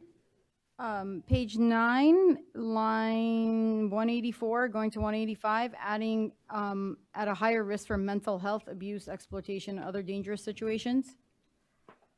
Yes? So, okay, so 184 line, adding at the end, at a higher risk for mental health, abuse, exploitation, and other dangerous situations. Got it. You got it? Thank you.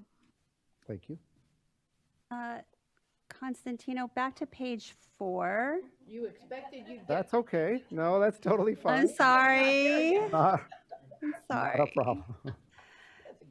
Page 4, line 72 says, the sentence reads, this evidence-based planning supports students' full inclusion in health education, prevents the need for follow-up, and reduces the need for alternative instruction. But I think fundamentally, UDL encourages revisiting and redoing and reviewing. And so I don't know that I would recommend striking preventing the need for follow-up instruction. Okay. Prevents the need for follow-up instruction. Basically, remove that. Mm-hmm. Okay. Or edit it to say encouraging review and revisiting, or I think UDL just fundamentally is encouraging us to keep that cycle open. Okay. And so maybe I'm taking it out of context, but that does seem to conflict with just the fundamental purpose of UDL. So we want to be able to read the recommendations back to you.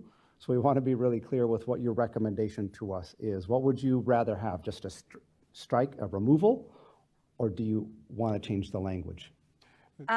So I will admit that it's hard to edit as everyone's staring at me to figure out the right language.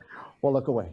Yeah. And so I think I'm recommending striking that, but would love the opportunity to go back and think about it. And maybe we have a deadline until the end of the day or the end of the meeting to get back with you on a final. Okay. Okay. All right. Thank you. Gina? Could be. One suggestion, I mean, for that same line in 72, I mean, if it says reduces the need for follow-up instruction and alternative instruction, I'm struggling with the word prevents because UDL planning doesn't mean you won't have to have follow-up instruction, so it does reduce the likelihood. And so if we move the verb, reduces, and I can't remember all of the correct terms from my English classes, but use reduces and have a conjunction for those last two components. I think it's So rather than prevents, you would rather say reduces the need for follow-up instruction as well as the need for alternative, something to that effect. Okay. Yes. Good, thank you. Okay, I'll read them back to you.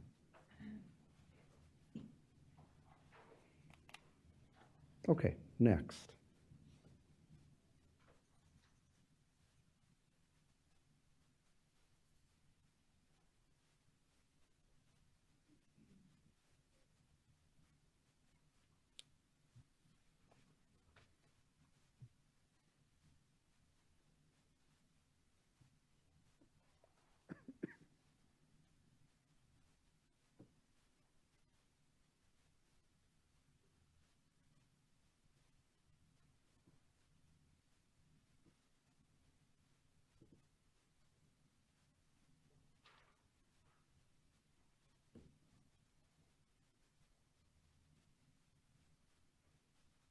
Next section, maybe? 21 through 30? Okay, let's go on to pages 21 through 30.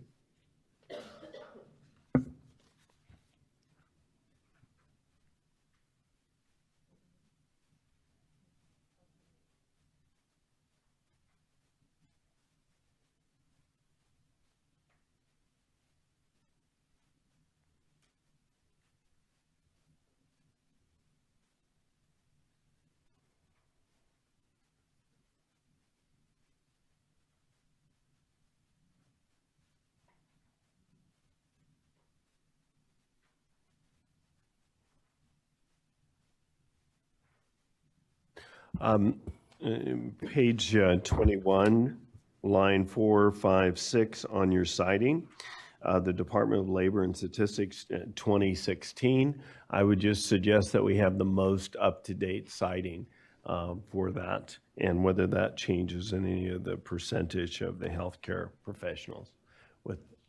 Thank you. 21, 4, 5, 6, 2016 seems a little while ago, but I know it's only 2 or 3 years. But I think it's important to have the most up-to-date. Thank you. Thank you.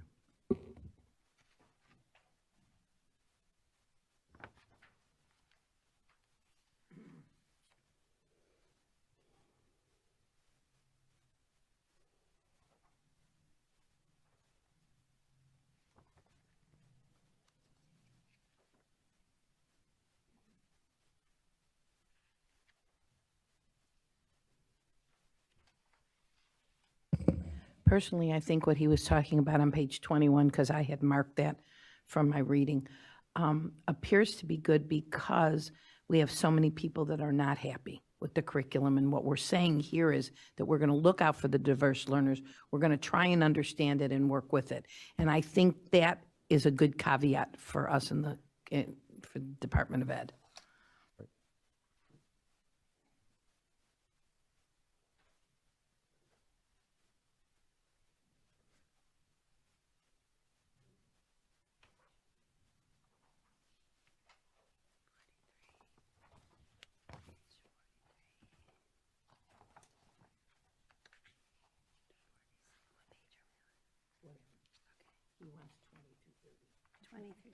Okay. He wants 20. We're trying to get them.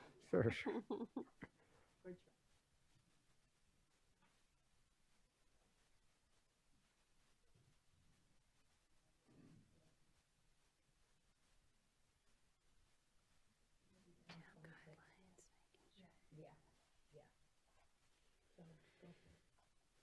Page 26? Did I hear page 26? Going once?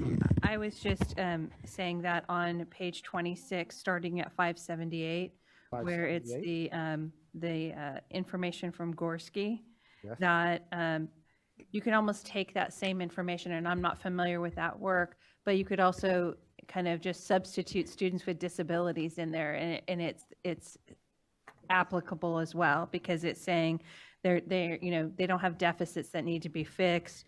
It's an asset-based approach that views all students and their families as having rich cultural experiences. You could say the same thing for students with disabilities. It's not looking at it as a deficit. It's looking at it as, I think, as Christina said, it's on the wide kind of spectrum of human experience. So I don't really necessarily have a suggestion. Maybe when we get to the disability section later, we may want to look at some of that language, but I don't know if he specifically talks about, or she specifically is focused on students in poverty. That could be their focus of their work. So I don't want to. But we can take a look at a possible addition based on some of this language. Right. So I don't want to take, and misinterpret somebody's work, but you almost could take it and say, well, this applies to lots of different students, not just those living in poverty. Right. Okay. Great. Great. Pavania, and then Are you guys using APA format? Okay, so I have a question on page 25, beginning on 570. Is this language Page 25? verbatim? Page 25, beginning on line 570. Because there's like quotation marks, Right. and then is that direct language? That is direct language, yes. So you guys are missing page numbers. Gorski 2008 suggests. Yeah, you're missing page. Okay. And then you have Collins and Gorse. Are you lifting both folks? So you need to drop some folks, Gorski or is citing Collins, is the way I read it. Gorski cites Collins. That's why Collins is. then you have to fix that because you have to use the author that you're lifting from. Right. Sorry. Yes, from an APA, MLA, Chicago standpoint, this is not, but we have a CDE correspondence guide, and so we have to follow that style, but we will definitely include to consider adding the page numbers. All of the citations are at the end of the chapter though, so, and those are cited accurately, so you'll be able to find them. Oh, Christina, yes. This is Christina, I might be missing something, but as I was reviewing 20 to 30, and I went beyond to see if I was missing it, but when I first looked at line 430, ethnically and culturally diverse learners, I looked at the other subtopics that came up after that, like English language learners and students who are socioeconomically disadvantaged and homeless, migrant students, but I did not see students with disabilities listed as one of the culturally diverse learning groups in its own section, and I think that needs to be added. Okay.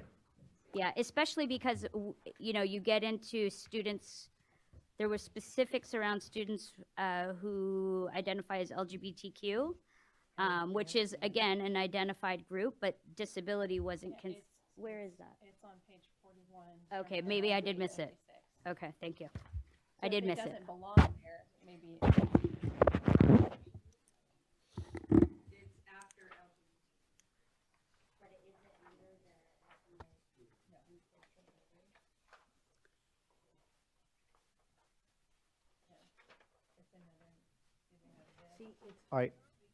Oh. Goes because it goes this order that it was listed on that page. So here's the one gay and then okay?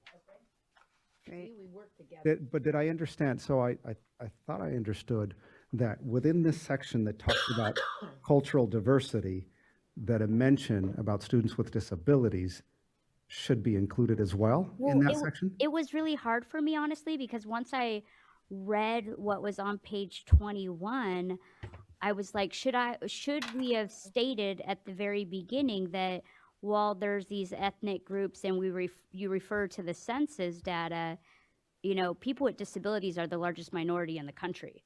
And again, it's one of those things that is never talked about or referenced as a minority community. So I wanted to put it there, but then I thought, oh, maybe it was going to come up in the students with disabilities section.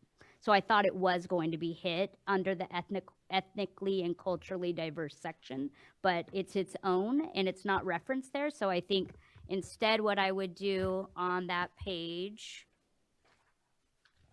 41, let me get to it. So it starts by, in accordance with the Individuals with Disabilities Education Improvement Act. I find that interesting that it goes straight into a law, and none of the other groups started that way. And so it feels like it's a defensive way to talk about a group of people rather than all of the other ways that diverse communities were described.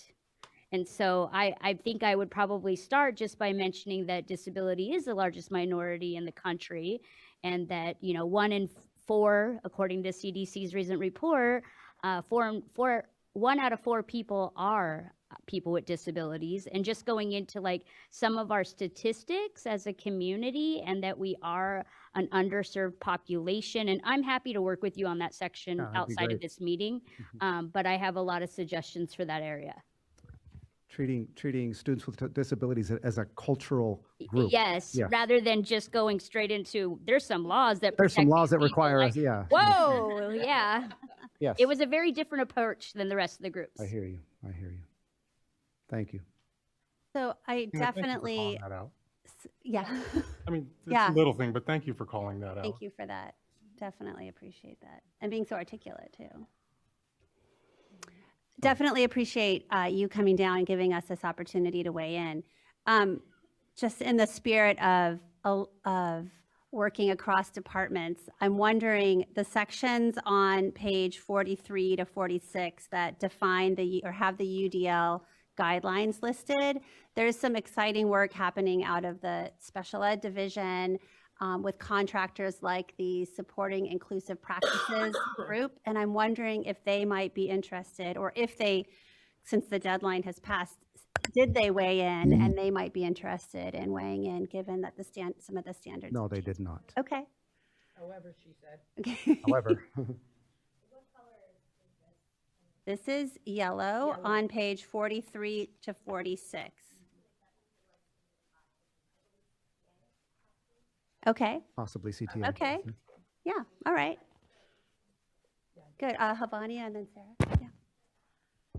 Yeah. Some more direct language on page 24, line 543. Is this language lifted up from more? On page 24, did you say? On page 24, beginning on line 543. Is this Moore's language? And it goes on to page 25, ending on line 547. Is that Moore's language? Yes. And then his language actually ends on line 545?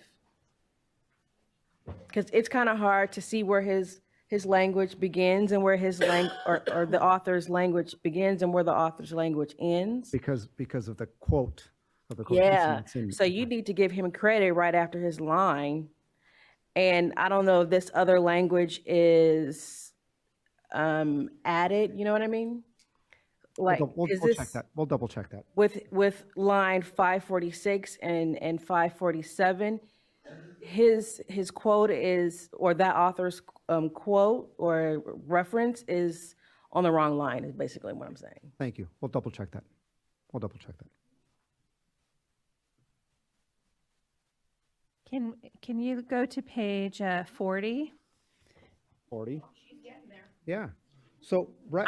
I'm moving us along, Thank just you. so Yeah, you that's know. great. And looking at 838, that section about Temple Grandin, it What just line, I'm sorry, what line again? 838, 838? starting at 838 and kind of moving on. It just seems that that Temple Grandin is overused as a person with a disability when you're talking about achievements and accomplishments of people with disabilities. It's always Helen Keller or Temple Grandin. And I just think that there are other folks with disabilities who have made achievements and accomplishments that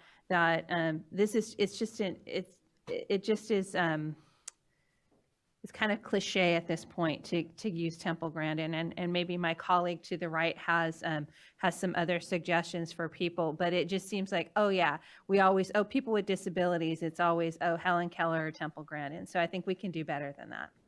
So she might have a suggestion. Would you have a recommendation? Yeah, I'm absolutely happy to provide you some alternatives, and I would agree with Sarah.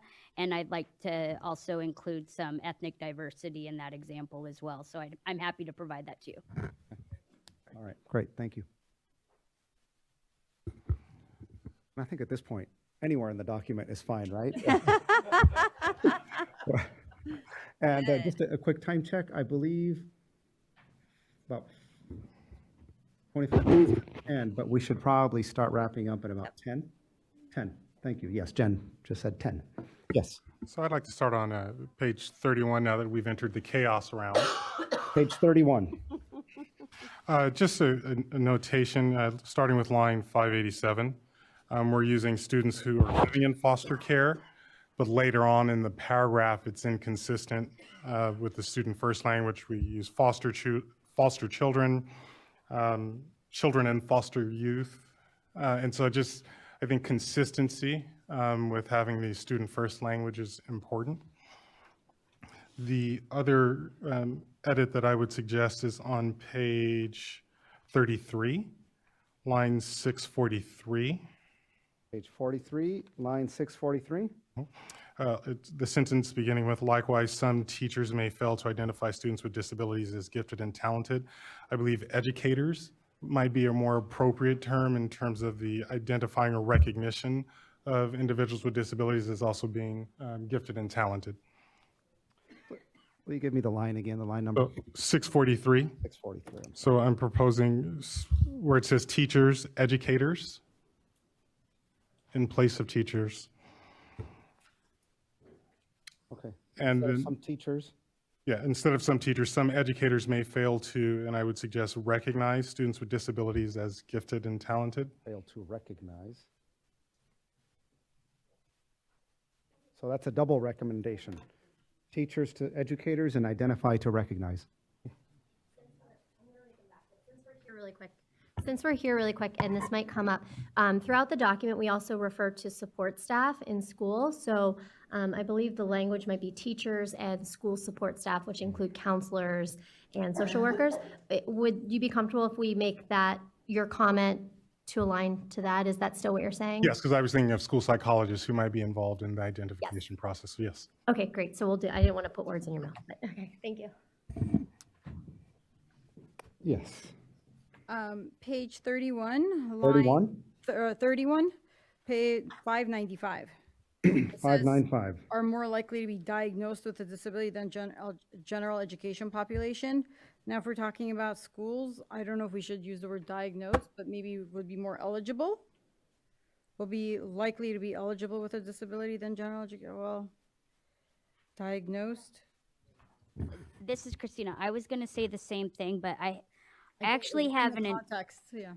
I'm having a hard time with those 3 lines in purple as a whole, because I mean, working with foster youth, and while some of them do have disabilities, I feel like this is sort of insinuating that if you are in foster care, you're going to be labeled disabled. And I don't think the students who are in the foster care system that I work with would like this. It's not very sensitive, and it just feels negative, like on top of foster care, I'm disabled, and those 2 things are, in somebody's eyes, learning, not a good thing. So I'm trying to think of a way to rephrase it, but I also agree, educators are not diagnosing, so I would not use the word diagnosed, but children and youth in foster care are more likely than other students to change schools during the year, and maybe eligible for disability services more often than the general population, but I wouldn't just go with are more likely, because I agree. Yeah. And I think maybe a combination of the foster youth are at significantly higher risk of mental and physical health issues, including learning disabilities, and all that should be tied in with the other one, because it just seems like a combination of those 2 sentences. I can't think of it, as Gina said, because so many people are staring at us, but just a combination of that, because I just have an issue with the word diagnosed. And I think it has the person's name right after it. And so maybe there is something you could find from 2019, not 2015, because we've changed so much in our thoughts and how we look at things. So I think that's where the problem might be. I don't know that you can change it because you've quoted, you've cited somebody, but there might be somebody who you could cite now that would not have that view that you had in 2014. Does that make sense? I believe the task force report talked about the prevalence of students being identified for multiple student groups. I can't remember if it touched on foster youth and special ed, but there's some language, I believe, in that report that talks about the higher incidence rates of students with disabilities who are also in foster care. So that may be new language or more contemporary or current language that speaks to the same. Okay. Thank you. We have heard your recommendation. We will look into that. And I do want to mention, though, some of these citations may seem dated, but what we didn't show you was the timeline for the framework development. Oh. And what I want to mention here is we're at the tail end of a 2-year process, basically. So when this was initially written, they weren't as dated. And they may seem dated now, but that's... And I am not criticizing. I really want you to understand that we are not criticizing.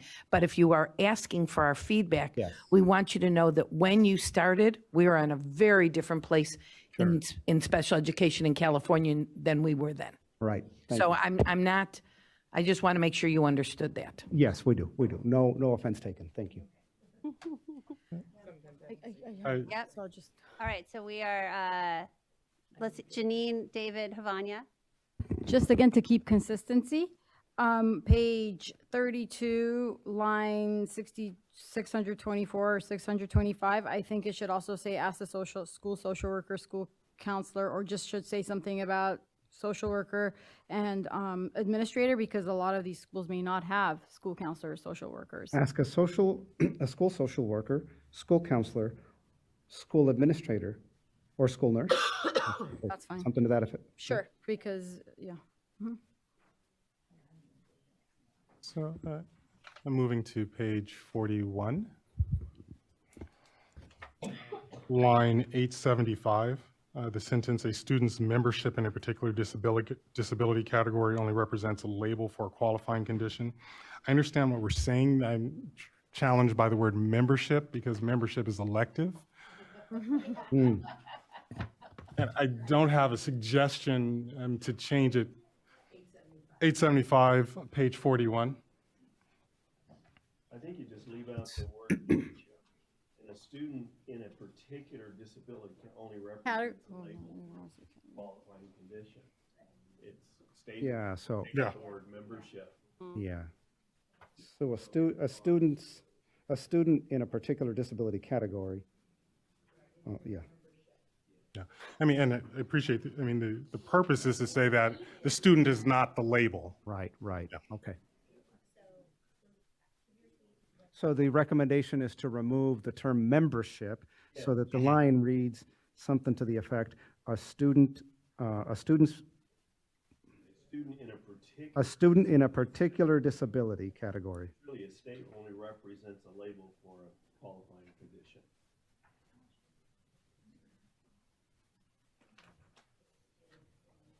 Yes. Good? Okay. More? Okay. We're down to the 5-minute mark. So David and then Havania. Does it work if it reads the disability category only represents a label for a qualifying condition for special ed services? For special ed services. So the disability category only represents a label for a qualifying condition for special ed purposes. So we're not having students connected to it. Mm-hmm. After condition for special ed services. Thank you. Okay, great. Havania.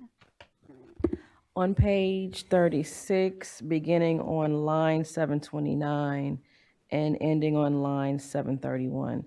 Is this verbatim language? If it is, then there needs to be a page number so the audience can decide if they want to read that language or not.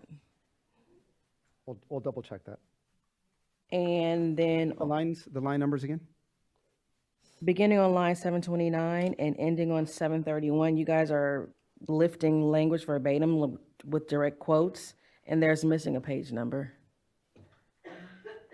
Okay. And then on page 48, beginning on line 961, you guys have the acronym MTSS without the acronym spelled out. And I'm like, okay, well, maybe because it's in the title. But then you go to line 964 and actually spell out MTSS. So it needs to be spelled out in line 961, and then you can have the acronym in line 965. Thank you. We'll check first usage of the acronym. So spell out the acronym basically in 961, and then you don't have to do it again in 964. Great, thank you. Janine and then Christina. Okay, so page 47, line 944, including school nurse, school social worker, school counselors, or school psychologists.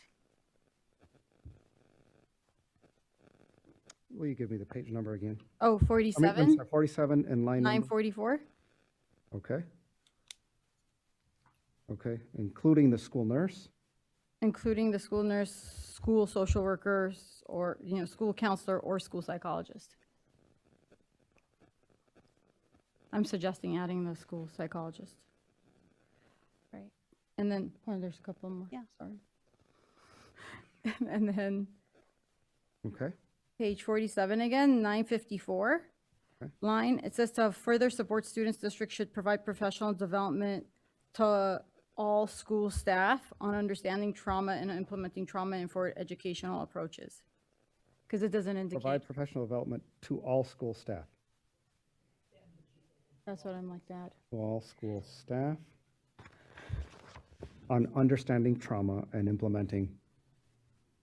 That's the insertion right there? Yes, so, Okay. to all school staff. Yes. So my next, sorry. After development? My next one is page 49, 996, line 996. I think we should add, I suggest adding school social workers as well. School social workers.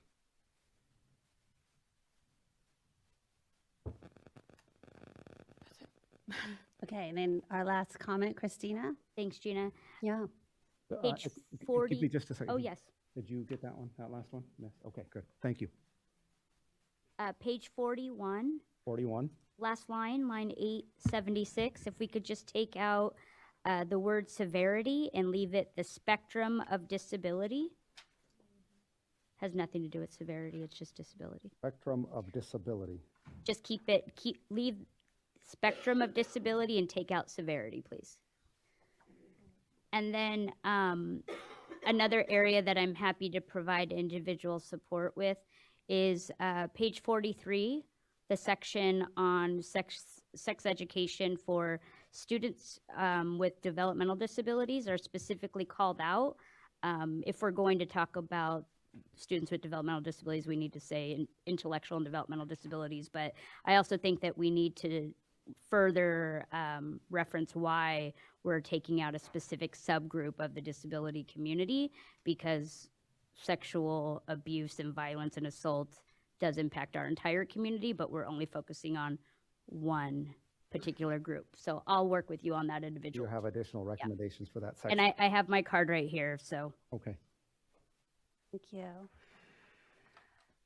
Okay. So well, before you go on, I know that you have a process to make sure that we review them, but I do want to thank you for this opportunity. This is the purpose of the commission, is to weigh in on documents like this that are going out to the field. And so giving us this opportunity to do this publicly, it was very effective. So thank you. I appreciate that.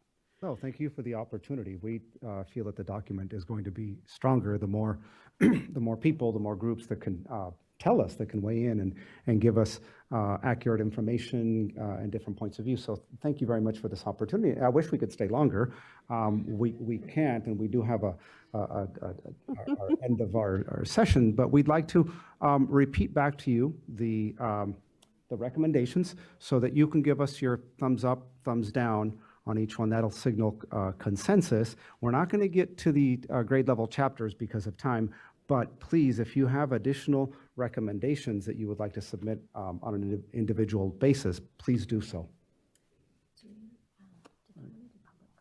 Oh, right, and I believe we want to call for public comment, Matt, is that correct? I do not have any at this point. No public comment. Okay, why don't we go ahead? Do you want me to start? Yeah. Okay. Okay, so Jennifer and I will read back the edits that you gave to us. We're gonna go in order as they appear in the chapter. So let's start on, let's see, page 3 is where we'll start. There are 2 general comments that we will submit, and so Constantino, will we do thumbs up? Thumbs down? Okay.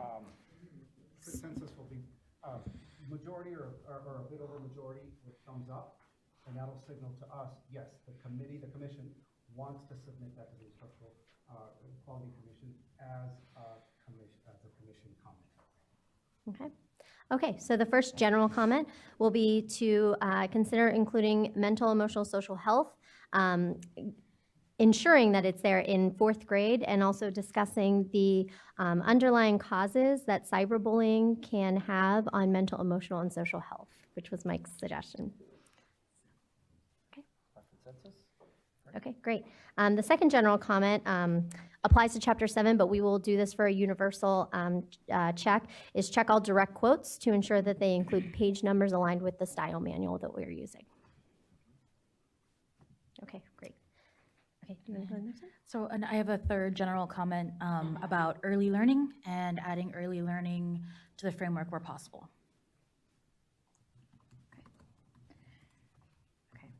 Okay, so then chapter 7, page 3, line 45. And actually, sorry, this is a global change. And if we understand correctly, this is a global change in the access and equity chapter of changing when it says students with disabilities to students with visible and non-visible disabilities. We do mention students with disabilities in other chapters as well. So is this just for chapter 7 or for all? I don't know if this was asked. For all? Okay. You're all, thumbs up. Okay, we'll include Thumbs up on that one. Okay, you want to do next? Yeah, so I have chapter 7, page 4, line 76, changing the National Center for UDL to National Center on UDL. What was that page? Page 4, line 76. Okay. I have one behind page 4, line 71 to 72. Remove, prevent the need for follow-up instruction and change to reduces the need for follow-up instruction and the need for alternative inclusion, referencing UDL. Oh, yeah. Okay. Anybody disagree? Sure. So going backwards, line 71 to 72. Currently, it says prevent the need for follow-up instruction regarding UDL, and we will recommend that you recommend to change to reduces the need for follow-up instruction and the need for alternative instruction. Is that correct? Okay.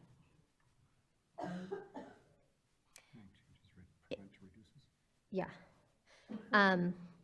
We will, as a pause, just to make sure, because I know it's a lot to do all of these edits right here, we will send our edits to Matt today, and Matt will, I'm sure Matt will share, I'm volunteering him.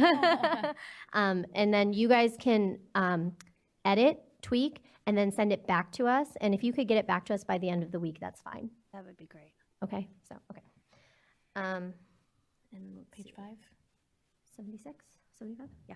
I have 82. Page 5. Yes. Okay, so on page 5, line 82, I have changed teachers to all school staff. Okay. Okay. And then same page, line 79, updating the CAST principles to the most recent version. Okay. Page 7, line 138. Yep. Page 7, line 138. Adding disabilities to the list of differences or framing the source to mention that people with disabilities are a marginalized community along with cultural and linguistic minorities. Page 9. Okay, so page 9, line 184 to 185.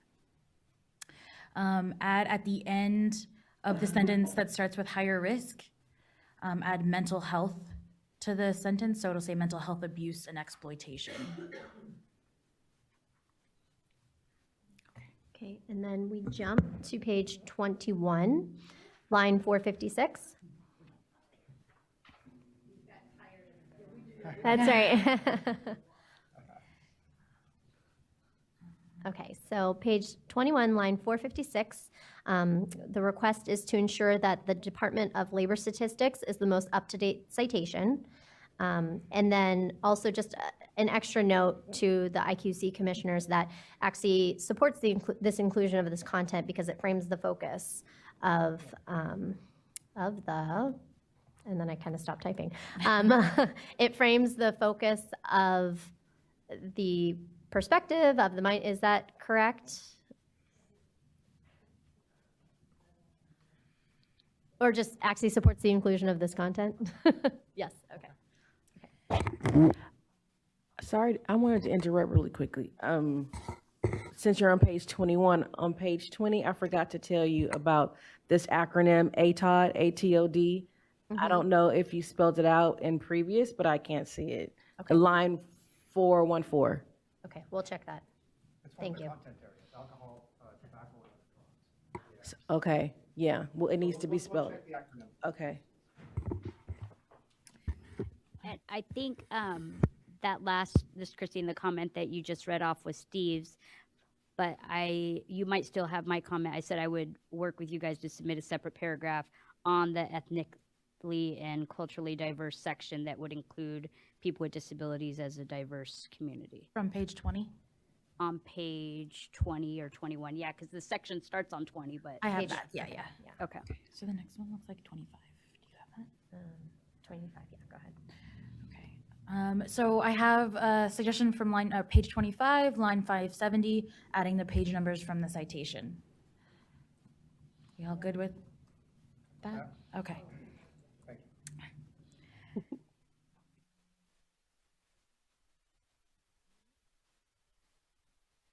We were typing both, cross-checking each other, so. So page 26, line 578, I have students with disabilities be added in addition to the socioeconomic status deficit thinking language? And we can also add this comment may be applicable to the students with disabilities section of this chapter. Page 31? Oh, I'm back. 31? Yeah, and yes, 31 is next. Okay, so page 31, line 587, making sure we're using student first language in reference to students in foster care rather than foster youth or foster care students. Okay. Right. Thank you. And then also in that same section on page 594, that's the section about foster youth and disabilities and being diagnosed with disabilities if you are a foster youth. I have maybe checking the task force report. Yes, we have looked for the current citation, for a more current citation than Wigman, and possibly use the 2015 Special Education Task Force report as a possible source for more up-to-date information. And if that can't be used, then we still want to make sure the word diagnosed is omitted. Okay. That was the reason why we don't want to use that quote, so. Okay, so remove the word diagnose. Right, but it is a quote, so. Oh, no, sorry, it's not a quote, it's just referencing. Sorry. We don't diagnose. Okay, got it. 32? Page 32, line 624, adding, is it other schools, social worker, school administrator, the whole gamut of school staff. Are we okay with that? Yeah, I lost the plot in the middle. So, 33? Yeah, that's right. Page 33, line 643. Again, same changing teachers to school support staff and the word identify to recognize. Okay. Page 40. And then I have on page 40, line 838, using an example other than Temple Grandin or Helen Keller, as she is overused. Perhaps somebody of a different ethnicity. Yes.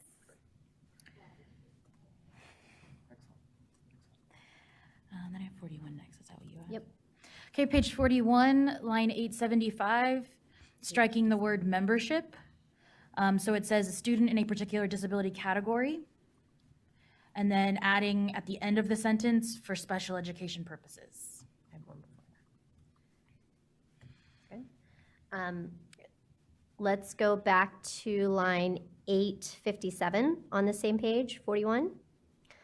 And instead of remove the framing of beginning with a law of IDA and start with the fact that 1 out of 4 people are people with a disability. And I also have that Commissioner Mills will give us some recommendations for that. Okay. And there's something else on 41. Yes, and I was just about to, you're ahead of me. On that same page, line 876, removing the word severity from the spectrum of disability. I think 47 is I have the next 43. one. Okay, go ahead. Okay, so page 43, section, so again, I have Commissioner Mills, so you're all over this. We appreciate your input very much because, yes, very much. So that section on calling out a specific subgroup of people, and we want to give a better framing. So we appreciate your input with that to help us. Okay. 47? And then, yeah, 47. Okay, on page 47, line 944, Adding counselor, school social worker, school nurse, again, other school staff.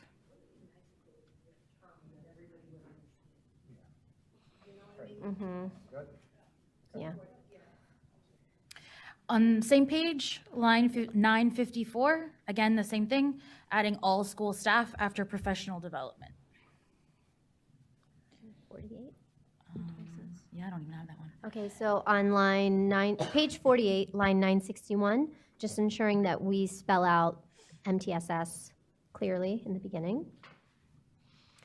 And then 49. And then the last one is on page 49, line 996, adding school social workers to that list of staff. Okay. Let's talk about this one. Yeah, go ahead. So in an effort to get you guys to lunch, so I didn't get a chance to introduce myself. My name is Jennifer Bentley. I'm in the same unit as everyone else up here. Much as Lindsay is running the framework process for health, I'm running the textbook adoption process. So I want to give you guys another chance to participate in this whole process. So we, through the process, we are asking people to apply to be instructional content reviewers. If you look at can you see the slide in front of me? Okay, so the application to be an instructional materials reviewer will be live on our website on April 1st. And we encourage members of the public, members of the dais to apply to review the textbooks that will be submitted by publishers for adoption by the state board. We need your perspective as you review the content, making sure that all of the instructional methods are included from the framework that you have suggested. So strongly encourage you to go to the CDE website and apply to be an instructional materials reviewer. April 1st is the projected date for that application to go live. Yes, ma'am. To be a reviewer, do we have to travel somewhere, or is it from home? So the process takes quite a while, actually. So there's some initial training here in Sacramento over the summer. Then the program will be mailed to your house or your workplace while you review all of the programs. It usually takes 2 to 3 months to review your program. And then you'll come back together here in Sacramento to discuss your edits and suggested changes and things like that. Nice. Findings. Thank you. I've added it to my calendar, but it would be helpful if you could let Matt know when the applications do become available so that we can be informed in case if we miss it. I can definitely give Matt another thing to do. Thank you. Any more questions about instructional materials? Okay, thank you so much.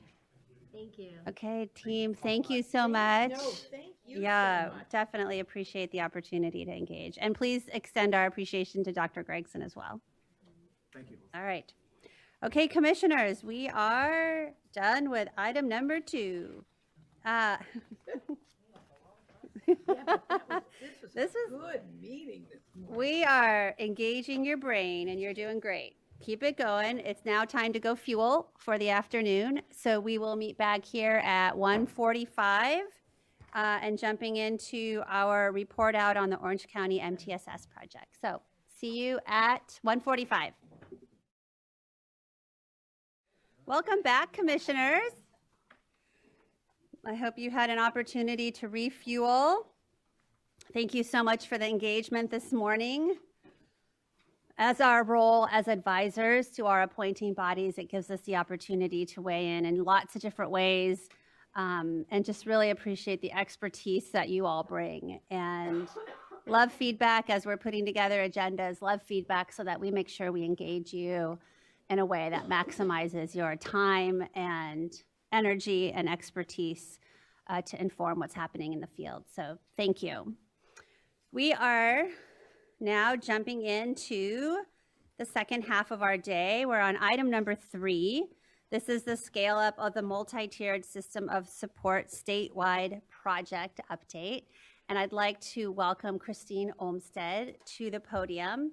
And while Christine's making her way up, just a reminder that we talked at our last meeting, thank you, Matt, about the grant that I know Christine will talk about, and just an opportunity to revisit that, see what the outcomes are. In our in our commitment to ensuring that the policy, that discussions that happen up here in Sacramento are informed by research. And Christine now has a wealth of information to share, and want to make sure we're giving her a platform to do that. So welcome.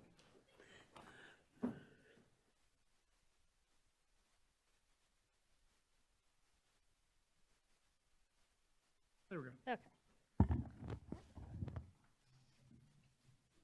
So you have handouts in front of you. So stand here. This guy. Oh, this way. I'm very confused. Oh, I thought that was the mic. Okay, here we go. So probably let's start with this handout that you have. And there's plenty if audience members need them. But really, one of the things we had to kind of start with was, what is MTSS? When we started this work, so we would have a common definition around the state, because we hear a lot of times that MTSS is just RTI on steroids or PBIS on steroids, and it is not, right? It's an inclusive framework for academic behavior and social emotional learning, and I'm going to use a new term I learned this morning to educate this whole child, not the whole child. Do you like that? Yeah. Change the language, right, and see what happens.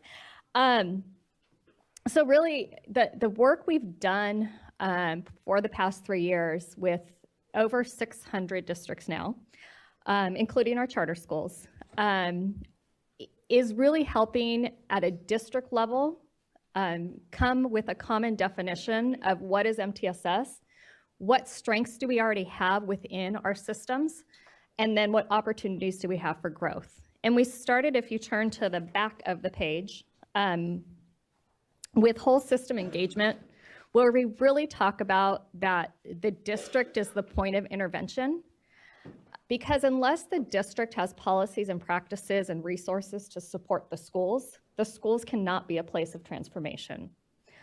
So we have to really have that district leadership on board with the vision to then help lead the schools in implementing the vision and the mission. So I have done a lot of work on that.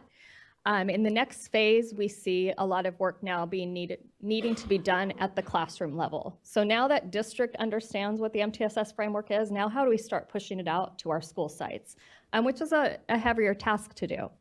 A lot of initiatives that we do, we start at the school site, and then maybe they'll make their way up to the district office, or they stay at a school site and they don't spread and scale.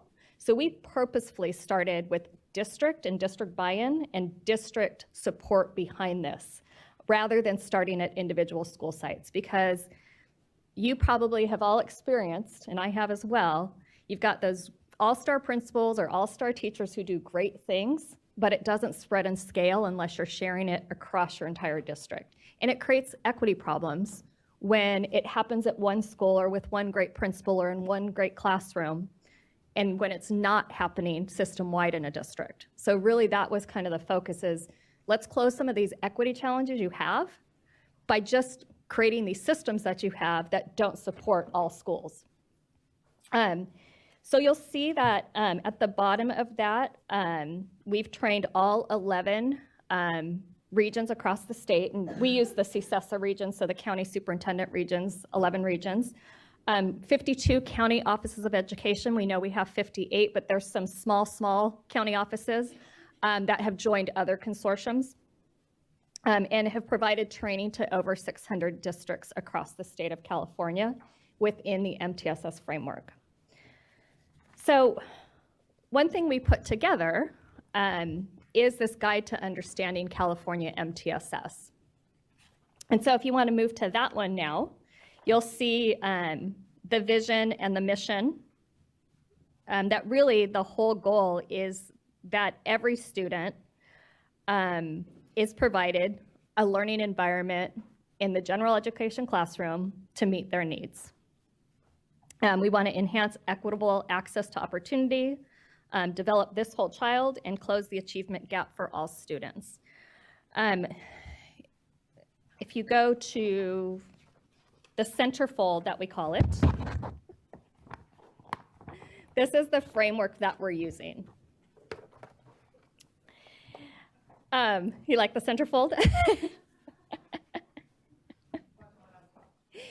So that wasn't what you were expecting, though. No fire. You'll notice kind of something different on how we've developed our pyramid. It's not a pyramid, right? It's a rectangle. You'll see that it starts with all students getting universal supports. Some students need supplemental supports, and a few students need intensified supports.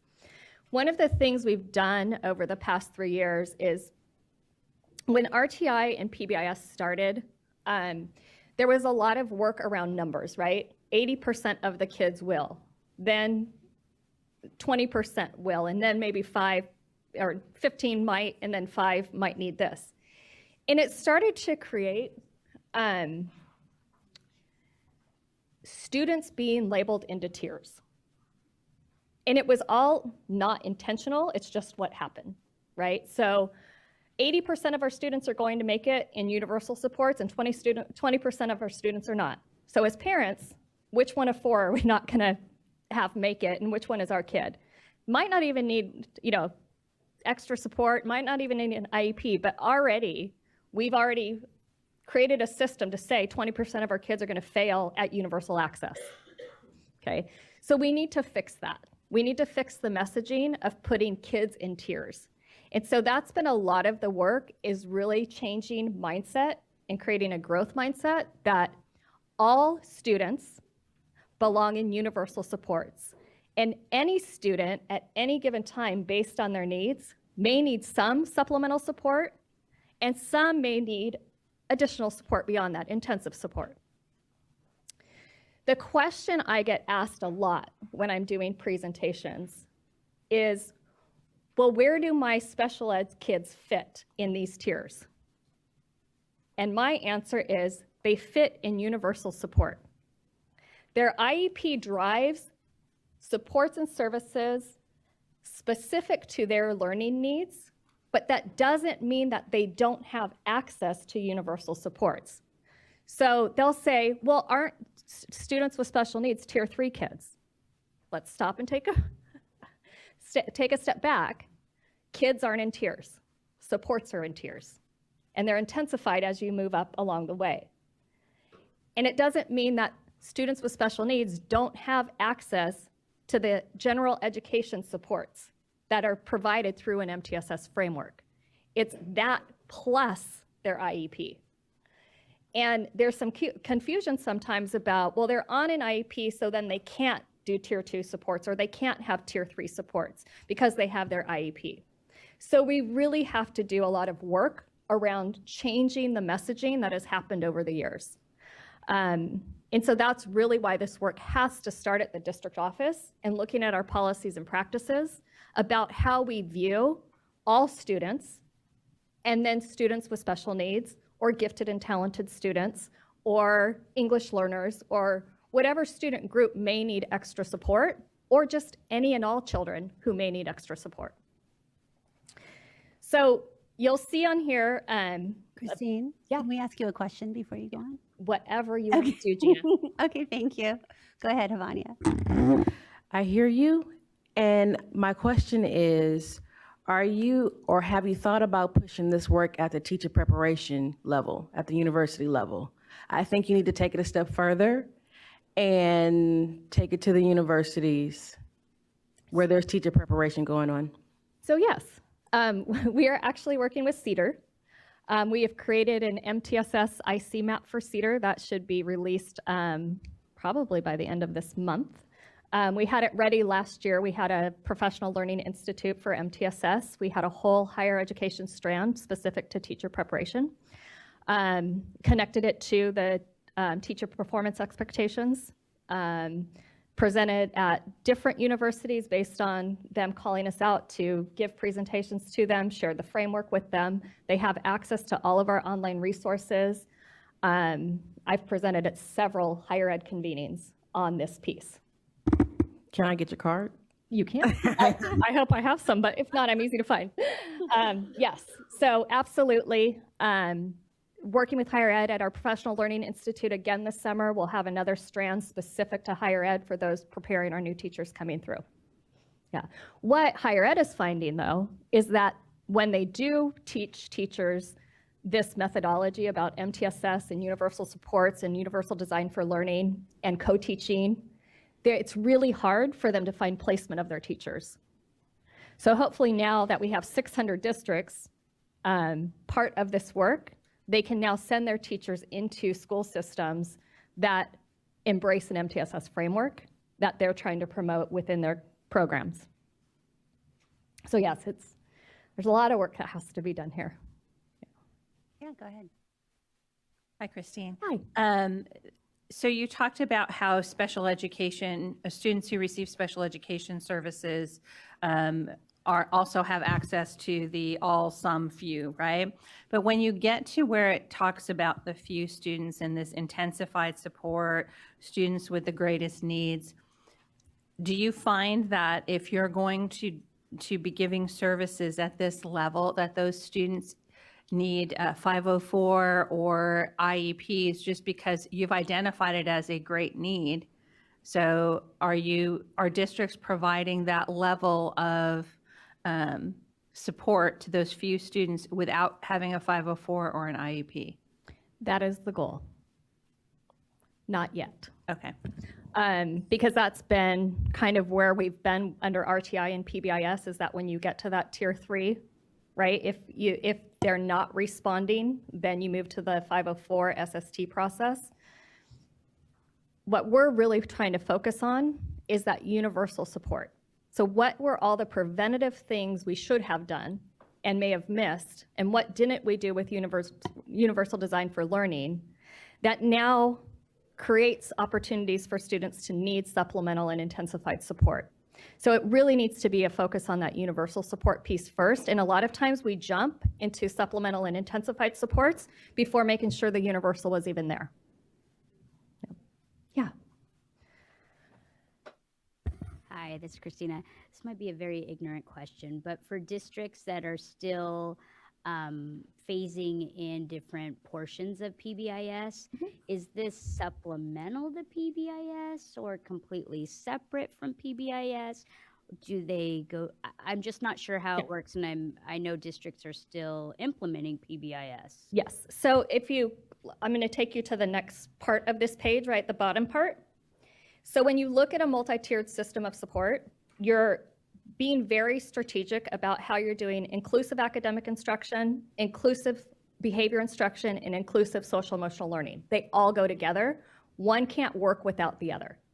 So PBIS may be the approach you take for inclusive behavior instruction, which I would say 90% of our districts, that's the approach they take in the state of California, right? We have a great California PBIS coalition, do a lot of work. We're working with them. Actually, my director and the director of the PBIS coalition are in Washington right now, DC, presenting together.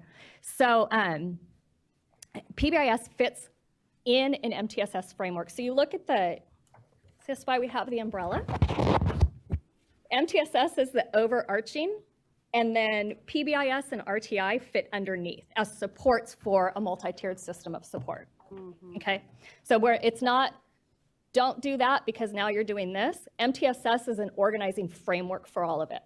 And so when we say organizing framework, this is what you're looking at on this bottom half of the page, is you have a multi-tiered system of support where you're being very, very explicit about inclusive behavior, inclusive academics, and inclusive social emotional learning, all starting at the universal level.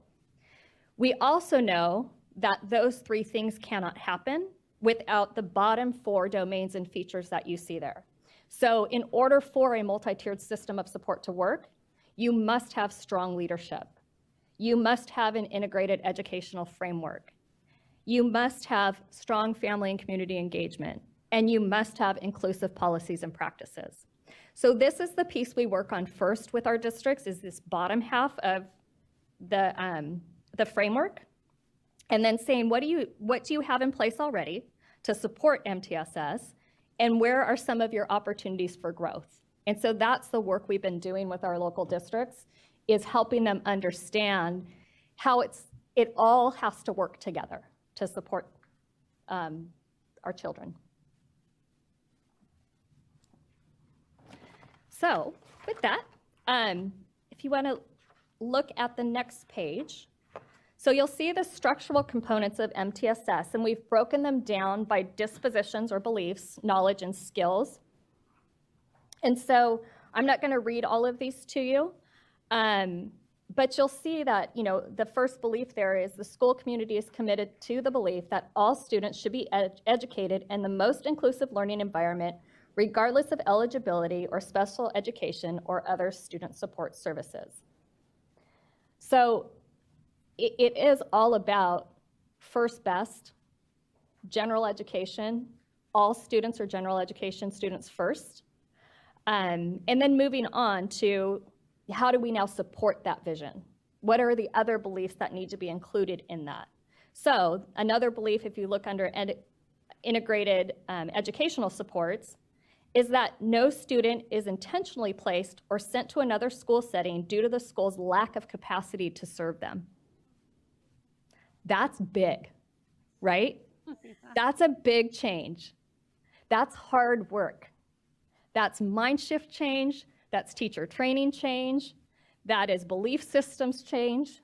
That's a lot of hard work to change and get to that belief system. But we see districts doing it through the MTSS work. Valverde was just talking at Tony Thurman's convening this morning, and I would say they are doing a really phenomenal job about being more inclusive about their students. One of my local high school districts, Huntington Beach, amazing work around co-teaching and inclusive education. And when you talk to students, when you visit that high school and you say, how do you like this? How do you like having, kids in the classroom? And they're like, we don't even know who's who. And it's great having 2 adults in the classroom to help us. That's how they see it. That's how students see it. 2 adults in the classroom helping them, and they're helping everybody in the room.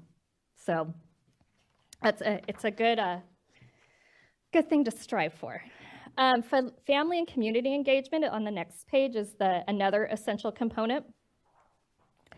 And sometimes we leave parents out of the decision-making process of their students.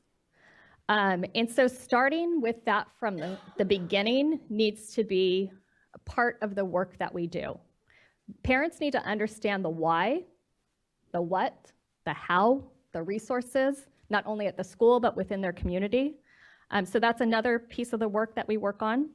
And then I think one of the biggest things on the next page is that component of administrative leadership. And it's about building your school leadership team.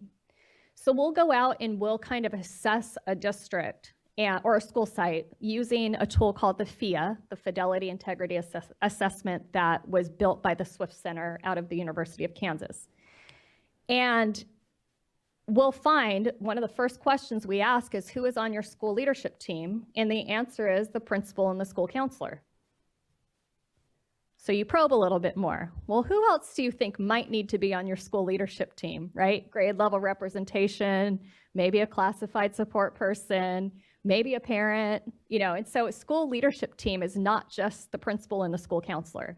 You have to have a group of people that can support the principal to help make change happen on their campuses. So that's one of the areas we really work with schools on, is changing who your school leadership team is.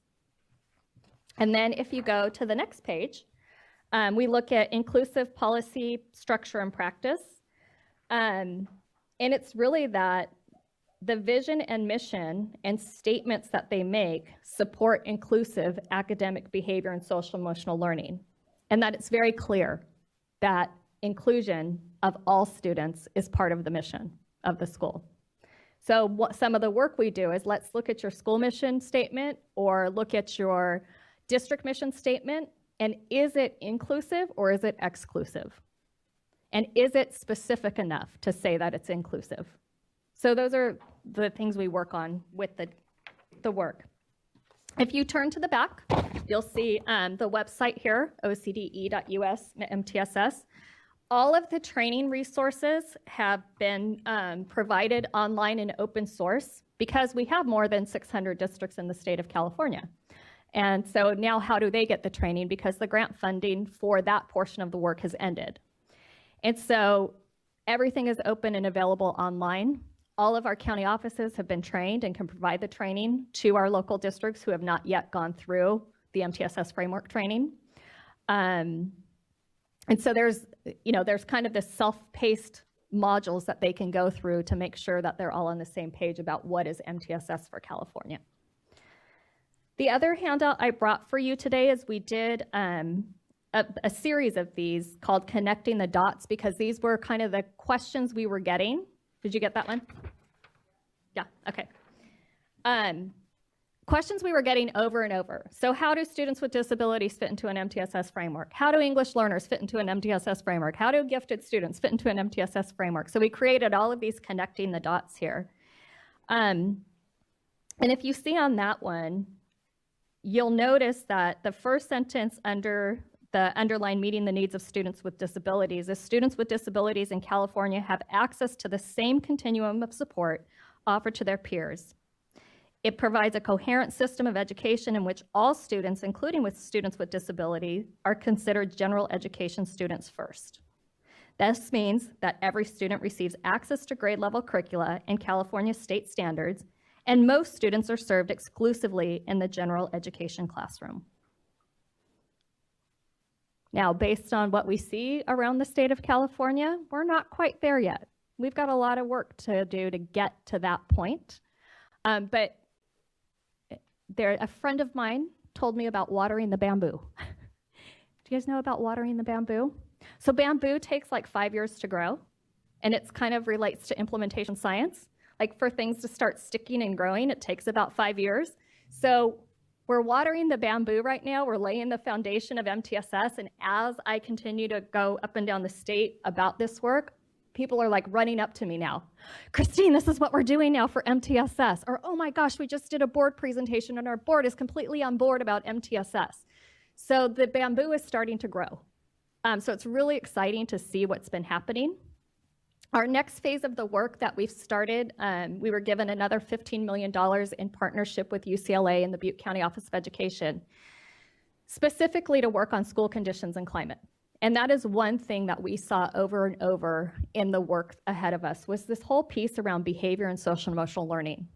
And how do we support students with those things? And so one of the terms I've learned throughout this is that we really have to Maslow before we can bloom. And so really working on how do we create strong conditions for schools to make kids want to come to school so that they can learn in inclusive settings. So that's where we're at right now. So this next phase of work is really going to focus in on that piece. So our students with special needs, who probably have the highest chronic absenteeism rates, I think, I might be wrong, but I think they are the highest. And they're not all because of health issues. It's because they don't feel welcomed on their school sites. And so how do we make sure that all students feel welcomed? So that's the work we're working on now. So, more questions, comments. I didn't bring slides, so this is good. This is new for me to not bring slides and just talk to slides for 45 minutes. Yeah, no, I appreciate this. I appreciate the work that you've done and the voice that the drum that you've continued to beat in such an effective way, helping folks understand that yes, we can serve all kids in a way that is inclusive. Just really appreciate the message that you've been giving. We do have some questions or comments. Mike. So first off, I liked it. I enjoyed it. That really hit home to me because the inclusiveness and the exclusiveness was what happened to me at elementary school and stuff and what happened to me throughout my school life. So I really like the mission you're on. Who started the program? Who started the program? Who founded? Who started this program? MTSS? Yeah. So it's been around for a very long time, but I would say it really took off and took ground with the University of Kansas and the Swift Center there. They were given a federal IDEA grant for that, and so we contracted with them to help us build the model in California. So we're using kind of their framework, Wayne Saylor's research, Amy McCart's research on implementation of an MTSS framework for general education. Starting with general education, because that's where all students should be first. And then how do you support students with special needs within that framework? I like that. Keep it up, and yeah, I like it. Yeah. Nice, very nice, Mike. Summer, did you have a question? Just a quick comment. Yeah. So much of this work is really predicated on the principal's ability to show leadership. So just as Avania said that it's being represented in teacher programs, it really should be something as part of the administration credential program. Because once principals see that their function is to just line up all those resources, then things can start to come together. And I don't hear it often spoken of in that realm. I agree. And that is a big piece of work that we need to do is on site level leadership.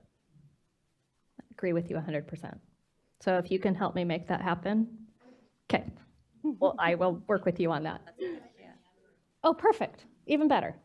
Okay. Okay, I got to see if I brought them. I switched bags this morning, so I'm not sure if they're in there. We can get you contact info. Yeah. Other questions, comments? So I have a question. So in this effort to inform the way that we're doing funding and the way that we're thinking about funding, what guidance, what advice do you have for the administration and the legislature as folks are considering different ways to fund students? And I didn't give you that ahead of time. So. That's okay. I already have my answer written down for that. Oh, nice. Okay, perfect. So really, here's where I see our state needs to go, is we have lots of statements coming out about all means all, students are general education students first. But my question is, if that's the case, why do we have so many self-contained classrooms across the state of California? I don't understand it. So if we truly believe in inclusive education, then why aren't we treating all kids as general education kids first? All kids. Okay, what was that? There's no training? Because I said perhaps the teachers don't have the training to be able to deal with some of the different, different students that are going to come into their classroom. So that answers my question that Gina asked then, is that we need to put a ton of money into professional learning for teachers. You basically go through your teacher training program, and if universal design for learning wasn't part of it, or you don't know how to plan for all students in your classroom and how to differentiate instruction, there is no time in the school year for teachers to get training. They work 185 days. They work 7 to 8 hour days and longer than that with the grading papers and everything else that they have to do. And then they're released for the summer. And maybe they'll get some professional learning done on their own. But what other profession doesn't provide ongoing training to their employees? Other professions work full calendar years with intensive support when something new is coming. We don't do that in the state of California. We don't even require professional learning units anymore. We are doing damage, not only to our students, but to our teachers. And that has to change. If we want us to be able to really say all means all, we have to train our teachers and we have to give them the supports and resources that they need. There is no teacher who goes into this business to say, I don't want those kids in my classroom. Teachers are saying, I need help on how to include those kids in my classroom. So when a behavior happens, or when a strong learning need is happening, what supports do I have to support children? I think everybody who goes into education believes all students should be educated together. Teachers didn't create the system to exclude kids. Teachers go into it with a heart to educate all kids. And we have to give them the time, the support, and the resources needed to get them to that level where they can understand students with special needs and be able to have the supports and resources needed to support them within the gen ed classroom. So that's where I would put all of my money, in professional learning. Nice. So I'm sure there's folks on this dais, given your connection to the classroom is closer than mine, but as a former special day class teacher, I was trained, I had a specific expertise in how to engage and educate students. And what we're hearing now is that the acuity level, I think what we heard in some previous discussions, the acuity level for some of the students on our campuses has gone up. And so the expertise that I might have and was using in my special day class setting might benefit students that may or may not be identified as special ed, or maybe, but are being served in the general ed classroom. This is a long lead into my question, sorry. So do you have examples of places where teachers, like I might have been in a separate special day class with a very specific student population and a very specific expertise? Do you have examples of how those teachers have moved into the general ed setting and are benefiting the students that may have historically been served in a separate setting, are now being served in general ed or a more inclusive setting or closer to general ed? That was a long question. Did it make sense? It makes sense. Okay, great. Yes, we do. Okay. They're small right now. Okay. But we have a lot of districts who have moved to a co-teaching model, and they have figured out their master schedules to support it. They have figured out ways to train teachers, whether it's through giving up, the principal staff development time that they get once a month, or PLC time, or whatever it may be. They've figured out ways to make it work. So I know my local high school that I was touting about, they have 28 sections of co-teaching at their high school. I don't know if any other high schools have 28 sections of co-teaching. And they have just said, this is how we operate. This is how we do business at our school. We mean all means all. So. Wow. Yes, Summer, please. Okay, formulate my thought. What I want to say is the resources are not just in teacher training, right? So the resources are in the logistics and the bodies available on campus every day. So I have moved to a push-in model, co-teaching model. I could talk to you for an hour and a half about the benefits of that, both from students and from managing personnel, to be quite frank.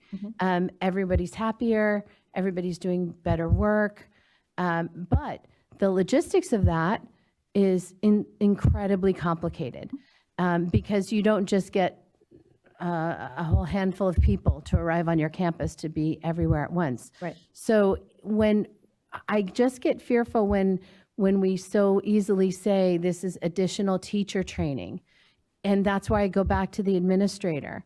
To make it all come together, it's additional administrator training, because the pragmatics of trying to take 6 people and divide them amongst 26 classrooms and 600 students and meet everybody's needs is profound. So, but the benefits are enormous, both in student performance and job satisfaction, truly. I mean, to speak to Gina's point, I'm seeing teachers that are just more vibrant and more alive because they're just out and included in all the activities of a school day.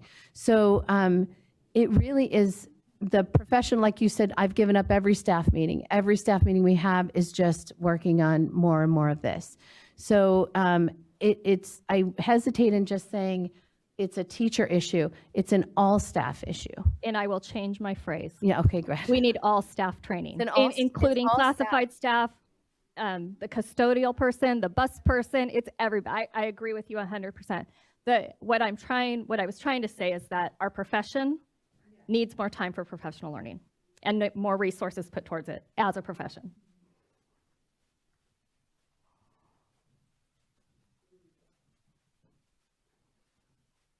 Yeah. Yeah. Questions, comments? Yes, Sarah, please. So I know that the grant funding is done. And so all these materials are available on the OCDE webpage for people to download and view. Are there particular, you talked about Huntington Beach High School, are there other districts that are considered model programs, or that other districts can say, okay, we're just getting into this now. Is that a conversation they would have like with you and say, okay, here's where we're located, and we want to see like, what does this look like in action before, you got to get people to, co-own this moving forward. Because if you don't have your teachers union on board or your classified union on board, you're not going to get very far. Yeah. So I couldn't tell you everyone across the state, but if you contacted one of our county offices, they would be able to tell you locally which ones might be good starts. I am hesitant to say that we have exemplars of MTSS in the state yet, because we're just laying the foundation. And if you look at implementation science, it's 3 to 5 years for something to really stick and start to have movement on. And we're just two and a half years into the work. So while some people are making really good strides towards implementation of an MTSS framework, I'd be hesitant to call anybody an exemplar yet. Yep. Great. Other questions, comments? I have an ask. Oh, great. Kristen knows my ask too. Fantastic. So we've created a lot of resources, a guide, those kind of things for this statewide project. But we do not have an adopted MTSS framework for the state. And I would like to see us adopt an MTSS framework just like we did an EL roadmap. So whatever you can do to help me get an MTSS framework adopted for the state, because this is what's happening now, that the money is gone. People are starting to say, okay, well, we don't have to do it anymore, because it's not required by the state. So I think we need to have a little bit of a framework. I understand it is in every chapter of every state framework that we have out there. We've done a crosswalk about where all of this lives and is, but it needs to be in one place like the EL roadmap is. And I would like us to work on that.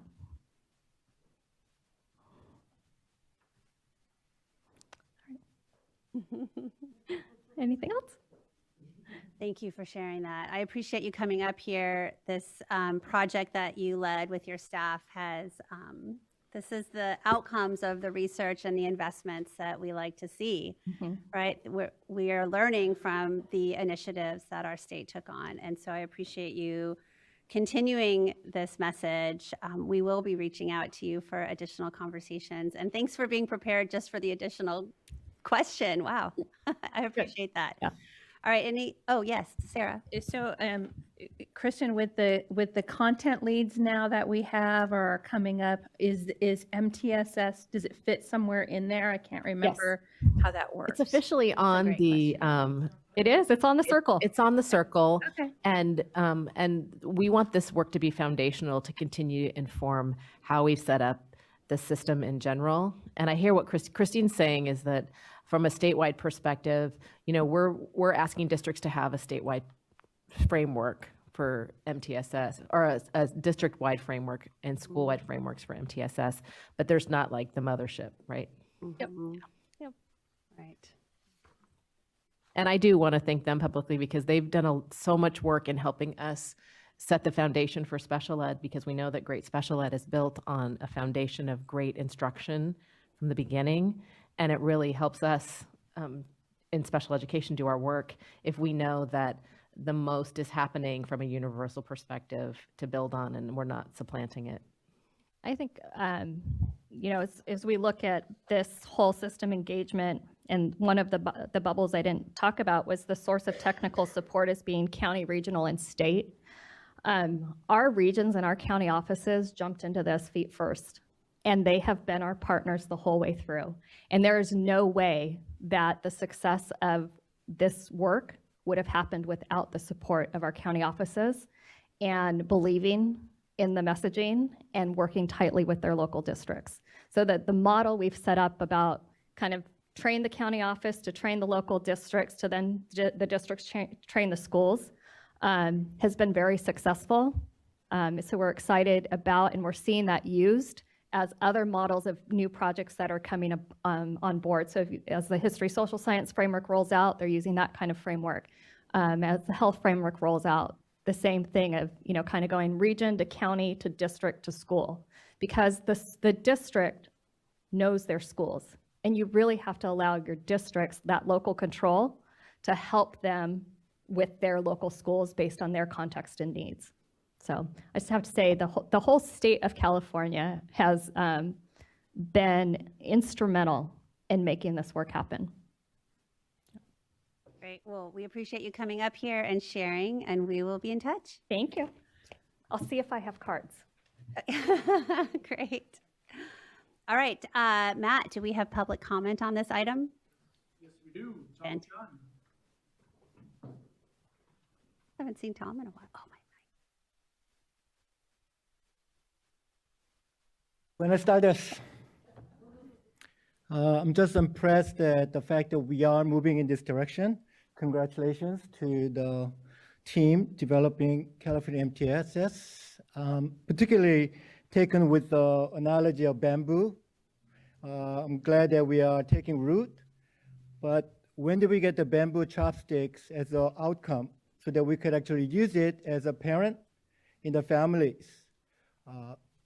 Don't want us to have yet another, forest of projects that come and go that doesn't impact my child, our families in the classroom. So I love this guide to understanding, but can we also have something that's similar, say, guide to implementation or implementing California MTS, and then subtitle could be for parents or for families. So they could understand what this means, because the teachers know, but teachers may not implement. But if the families know about it, they could ask for it and say, Mrs. Johnson, do you know about MTSS? Can you apply MTSS for my Johnny over here? I think that's important to put this in context of student-centric and the family-oriented conversation as well. Along that line, could we be able to have which teacher has gone through the training and know that Mrs. Johnson has been, quote unquote, certified in MTSS and the strategies, and then have the resources so I could say my child on autism would be able to get Mrs. Johnson, who would get these resources and have these kind of lesson plans, right? So is the SERPA involved in the MTS implementation and teacher training of the special ed teachers? Or is the special ed teachers get training through the districts or county office only? So there are some of the questions.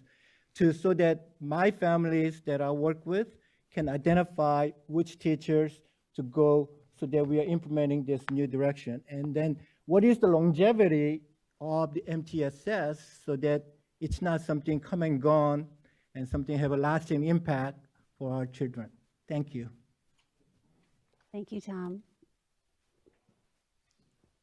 Any other commenters, Matt? Okay, great. Okay, commissioners, we are moving on. We are moving into item number 4. And this is an opportunity for the Ventura County Office of Ed to talk about the research that they have done on the relationship between LRE and Smarter Balance Assessment Continuum. So I'd love to invite Antonio Castro and Heidi Christensen to the podium. And while they're making their way up, let me just acknowledge and thank Emily Mostovoy Luna for the SELPA director in Ventura to be here to offer support as well. So thank you.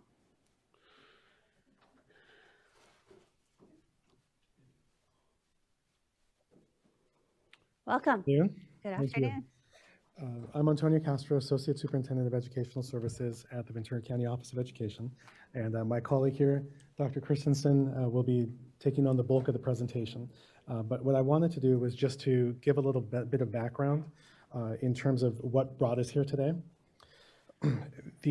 Over the years, especially for those of us who've been in special education for quite some time, there's this refrain that goes on, and we talk about the effect of LRE.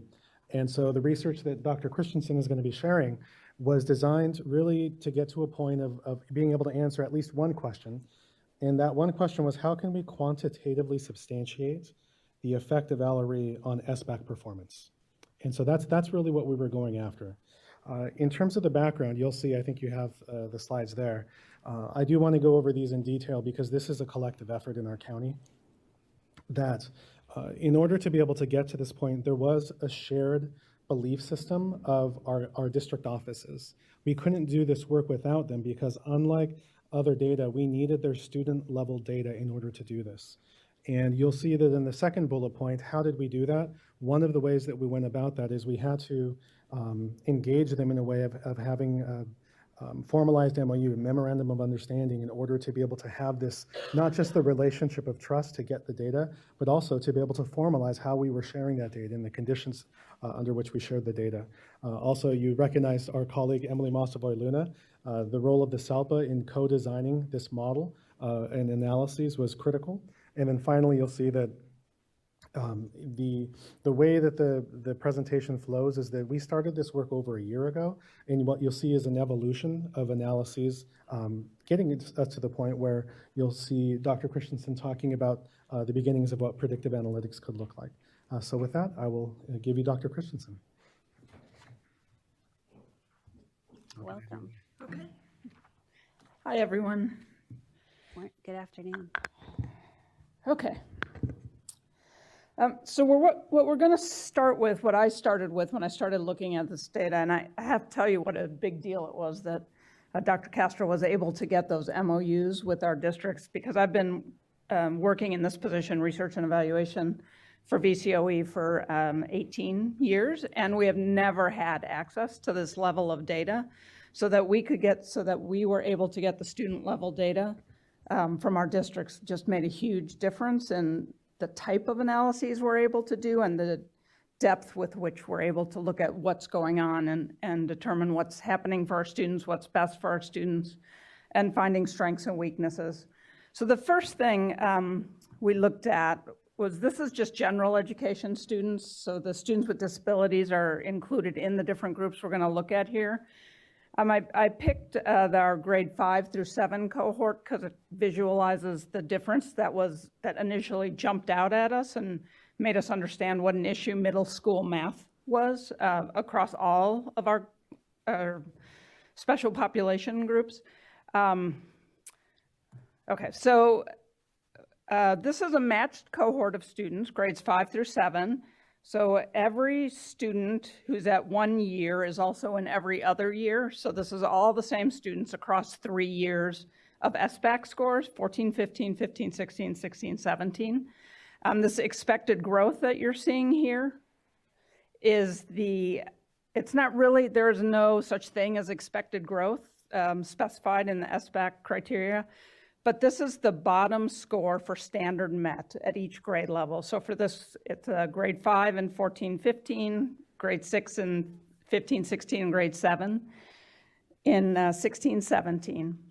So over that period of time, to stay at the very lowest level of standard met, you'd have to grow 50 scale score points. And this is all based on scale score points, which is how the SBAC is scored, and something we didn't have available to us when we were looking at CSTs.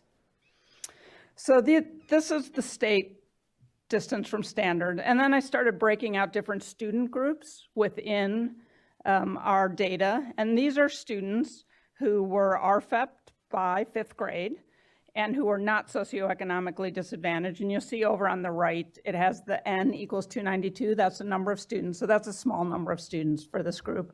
And over that 3 years, they grew 62 scale score points. They started out ahead of standard met and finished even more ahead of standard met. And then these are our English only, not socioeconomically disadvantaged students. And you can see they are a little below our RFEP students, but still well above standard. And please stop me if you have any questions, because it can get, I'm trying to keep it not too complex, but it's a new way of looking at this data. It's different. And there are issues with just looking at plain growth scores, and we don't need to go there. It's complicated statistically, but this was just to help us visualize what was going on. And then these are the students who are RFEP'd, again, by 5th grade, but who are socioeconomically disadvantaged. So you can see that they are right at standard met across all 3 years. And then this next group, the purple line, is our English only socioeconomically disadvantaged group. And they are obviously below standard, but growing in ELA. And our English learner students, who are obviously well below standard, but they had growth that matched the other student groups over the 3 years. But when we moved into math, again, we have the expected growth line, which is standard met across the 3 years. And again, our RFEP students who are not socioeconomically disadvantaged had rather remarkable growth. They started off again ahead of standard, above standard, and finished even more above standard. Our English only not socioeconomically disadvantaged students were again above standard and stayed above standard. And then we have the RFEP students who are socioeconomically disadvantaged. They are below standard, but they made growth that was consistent with kind of what we would expect, and growth that was consistent with the English only not socioeconomically disadvantaged group. But then when we moved into our English only socioeconomically disadvantaged group, you can see that they have the line has a different slope. They only grew 26 scale score points over those 3 years. And then when we look at the English learner students, you can see that they really had very little growth. And that is probably not even a significant difference statistically from grade 5 to grade 7 as far as learning over that 2-year period. So that kind of clued us in that something different was happening for math than was happening for ELA, for our special populations, for our socioeconomically disadvantaged and English learner, and as it turns out, a much similar thing with our students with disabilities. So when we talked about that and talked with our SELPA, as Dr. Castro referenced, there's a lot of interest in looking at LRE and the impact of LRE on student academic performance. You know, the assumption being that students who spend more time in general education will do better. And we've all had that assumption, but we haven't had the data to really back it up. So we wanted to do some research into that and look at it a little further. So these are the 4 student groups we pulled out: students with a primary disability of autism, other health impairment, specific learning disability, or a speech or language impairment, and students who were receiving as a primary service a specialized academic instruction or speech language. We picked those groups because for a number of reasons. This is by far the majority of our students with disabilities in Ventura County. Well over 85% of our students fall into these categories. Most of these students are on or should be on a diploma track. We would hope for them to finish high school with a diploma. Most of them take the SBAC. Actually, they all pretty much take the SBAC. So that kind of gave us a sense that they should be able to perform in general education settings. So I'm going to show you similar graphs to what I showed you before, but they're going to have a lot of lines on it. So it's a little bit too much really, but just so you can see the patterns. So we broke students into 2 groups. Students were spending 80% or more time in general education, or students spending less than 80% time in general education. And this is the grade 3 through 5 group, all students with disabilities. The solid line is students who spend 80% or more time in general education classes. And then the dotted line is students who are spending less than 80% time in general education. So you can see there's still both an upward trajectory, although the students with more time in general ed are doing better. And then this is the grade 4 through 6. This is English language arts again. So we see the same thing, although there's a little bit of a flattening out in 6th grade, but you see the growth numbers all the way over on the right, and they're pretty consistent. Grade 5 through 7, the green lines, and grades 6 through 8. Like I said, too many lines. I know it's a lot on there, and certainly hard to look at if only you're looking at a hard copy. But every group was showing some growth, although the students who are spending less time in general education are obviously have lower scores across grade levels and across years. Then when we looked at math, okay, so you think that one's bad. Wait, Dr. Christensen, yeah. Can I go back? Because I think this is incredible data, but I'm trying to get it, process it all. And how fortunate for your region to have you as clearly a talented statistician to look at this data. So can you tell me again what the 4 colors are? So, yeah, we'll go back one at a time because it's a lot easier that way. Because what I think I'm seeing is some variance in the achievement gap. Right? Yes. Is that what?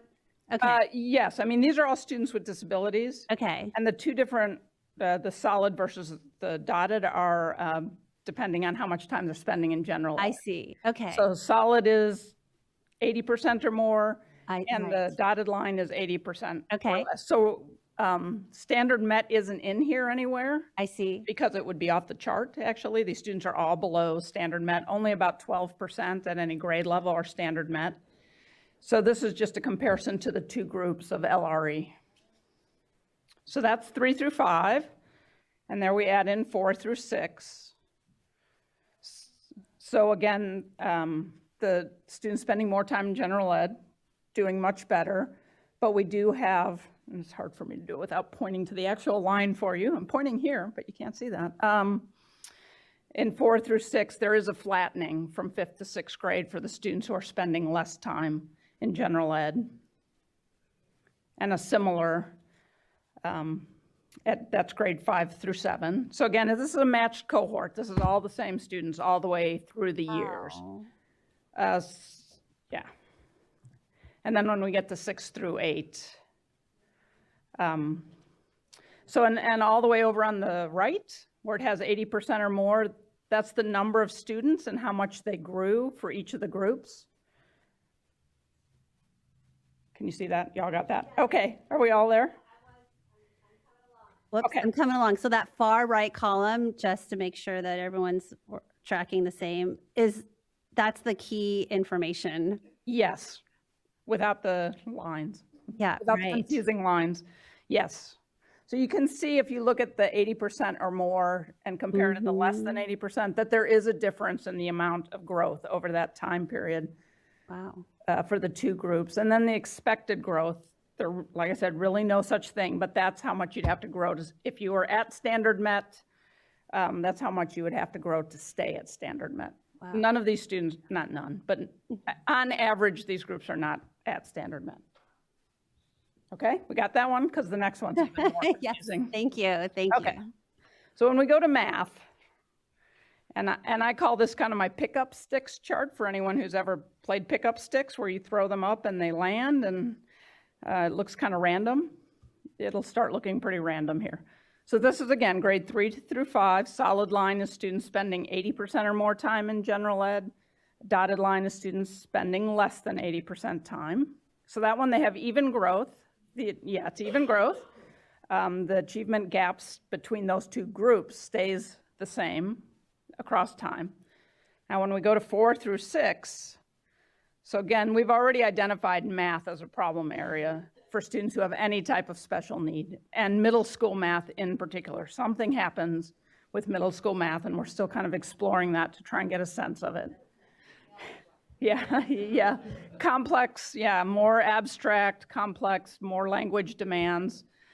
Yeah, so you can see for this grade 4 through 6 group on the dotted line, they go up from what would be 4th to 5th grade. So they go from 2351 to 2368 on average, but then they go back down from 6th to 7th grade. No, 5th to 6th grade, sorry. 5th to 6th grade, they go back down to 2354. So over that time period, from 2014-15 to 2016-17, their overall growth was only 3 scale score points, and it is expected to be 67. So those are the students who are spending less time in general ed. Yes. Right, and they're behind to start with. So in order to catch up, they would have to make twice the growth of the regular group. So they're already behind, yes, and they stay behind and get more behind, actually. And then when we look at 5th through 7th, you can see again, we have that the first, for the dotted line, the first 2 points from 2014-15 to 2015-16. They actually, that's the 5th through 6th grade change, and they actually go down over that time from an average of 2380 to an average of 2366.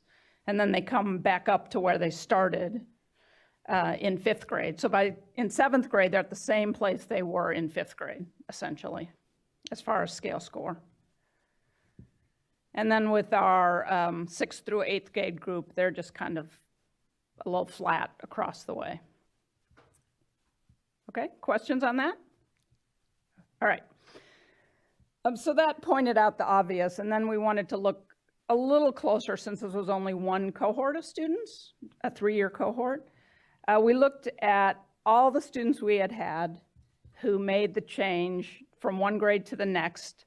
And so we had 2 years of data for all of these grade categories to see what the average change was for each of these 2 groups. Again, this is ELA, and this is a gain score. So it's one score subtracted from the other score and averaged across all the students. So for grade 4 through 5, the expected growth, again, what you need to stay at standard met as you move from grade 4 to grade 5 is 29 scale score points. The students spending less than 80% actually gained in ELA 37 scale score points on average from grade 4 through 5. And the students 80% or more gained 43 scale score points. Now, mind you, they're behind. Only 10 to 12% are at standard met. But they did make more growth. So they closed that gap. If we had the gap visualized, which I don't, they would have closed it a little bit.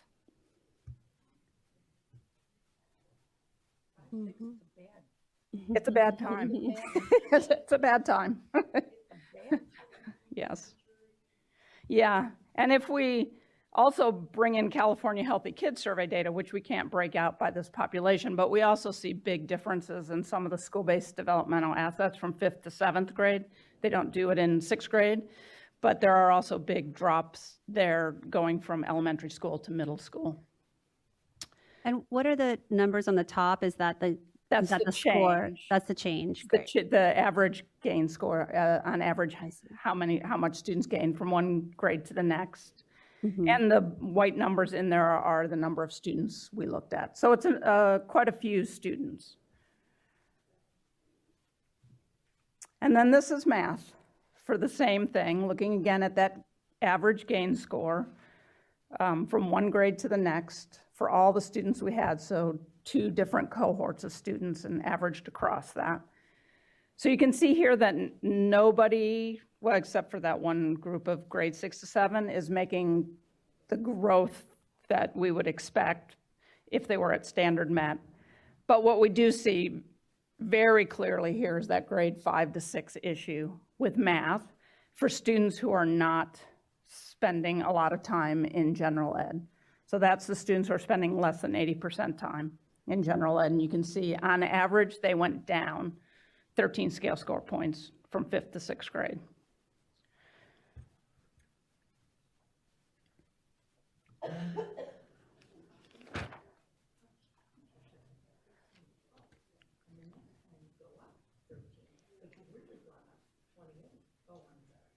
Am I reading that correctly? If they went down 15 in 5th grade and they went up 13 in 6th grade, they really went up 26 points. Well, it's a different group. So no, they would have changed that group. That's 13 points in 6 to 7. That's a different group than the 5 to 6. Oh. It's not a match. This is not matched. Well, it is kind of matched. Okay. It's not matched. Okay. It's only matched at that one grade change. Thank you. I didn't understand that. Please forgive me. No, it's a little confusing. Janine, thank you. I'm also wondering if some of the students that were in special day programs in 5th grade were taken out and put in gen ed classes in 6th grade, which may have also caused that increase in scores, I guess. Yeah, we haven't had as a full chance yet to fully explore the data, but that's certainly things we want to look at. And I think at some point it'll be important for us to actually get IEPs and do a small group and look at IEPs and look at some different kind of factors like that might not be in a computer system, but that we can pull and might be able to add to the analysis. So with this, it's obvious all the way through that there are huge differences between students who are spending more time in special education or in general education and students who are not spending a lot of time. And then the question became, was it because there are differences in those students to start with? Are some more cognitively able, more able to focus in those classes? Do some of them have special needs that would prohibit them from spending more time in general ed, and we would expect them to do less well anyways? And so those were things we all wanted to look at, and we also wanted to move into a point where we can have some sense of deciding which students will do better if they spend more time in general education. So we're moving towards being able to make predictions. We are not, in education, we're at the bottom of the scale. We're at the descriptive analytics part for the most part, where we can just describe what happened a year or two ago. And we're looking to move towards being able to make decisions that allow us to help students, to identify the students who could thrive in a different type of environment, identify them, and hopefully move them into that type of environment. So what I wanted to look at this point was if these groups, if the two LRE groups started off different, were they different to begin with, and that's why they're having different growth? Are there some inherent differences that are leading to this? And I couldn't do the initial analysis I wanted to do because of statistical issues that you probably don't want to hear about, and I probably don't want to talk about. Or maybe I do, but but I try not to. So I did an analysis called the Johnson-Nyman analysis, which allows you to identify areas where students, above which all students would do better, and below which students who score below that point would also do better. And this will be more clear. So this, because that wasn't very clear, I know that. Okay, so now we're going to get a little more complicated, but less lines, more dots, less lines. So I looked at our grade 3 group of students based on their LRE groups. The pink dots, this is where students scored on the grade 3 SBAC. 2189 down there where it says loss. Loss is lowest obtainable scale score, so that's the lowest score you can get at grade 3. The HOS up at the top, 2621, that's the highest obtainable scale score. Standard MET is at 2436. And based on this analysis, we're able to determine, so the dots are all students. The pink dots are students who are spending more than 80% time in general ed. The black dots are students who are spending less than 80% time in general ed. And the green area, and I hope it's showing up green, is scale scores. What the analysis showed that at scale scores at or above 2306 on third grade SBAC, we would predict better performance if students spent more time in general ed. So 2306, when you look at it on the scale, is really pretty low. It's well below standard MET. Standard MET is 2436, and even below standard nearly MET. But we would still predict, based on the results of this analysis, that all students who scored at or above 2306 would do better 2 years down the road if they spent more time in general education, if they were at the 80% or more time in general education. Now, I would never advocate that you make a placement for a student based on their SBAC score, based on 1 year SBAC score on top of it. Of course, there are a whole bunch of considerations that go into that. But I think the conception has been out there that students, in order for students to thrive in general education classes, they have to be pretty close to where their general education peers might be. And what this shows is that students can actually be well below standard, and we would still predict that they would do better 2 years down the road if they spent more time in general education classes. So the yellow area is a group that there were no significant differences. So those students, we would predict the same performance essentially, no matter which way they went on the LRE scale. And then the red group, so that's scale scores below 22, 24. Those are students who had improved 5th grade SBAC performance with less than 80% time in general ed. So that's a small group of students. And those black dots that are the less than 80% times in general ed students, there's 319 of them. Based on this analysis, we'd predict that 147 of them, or almost half of them, would have done better 2 years later if they would have spent more time in general education. I redid this analysis with a different group of 3rd through 5th graders, a group we hadn't analyzed previously, and the numbers came out almost exactly the same. Now, they all are Ventura County students, but the numbers were very similar. So I think what we're seeing is that many students can thrive in general education settings. And so I repeated that analysis, and this is the grade 4 through 6 group. Now, again, it's a matched cohort. We looked at their 4th grade performance as a prediction of where they'd end up in 6th grade. And what we can see here is that any student with a scale score at or above 2311 had improved 6th grade SBAC performance with 80% or more time in general education. And there were no students in this analysis, or when I repeated it with a different group, who did better, who we would predict to do better with less time in general education. So the yellow group is students who we would expect to be the same, whichever setting they were in. And any student above 2311, we would expect to do better if they spent more time in general education.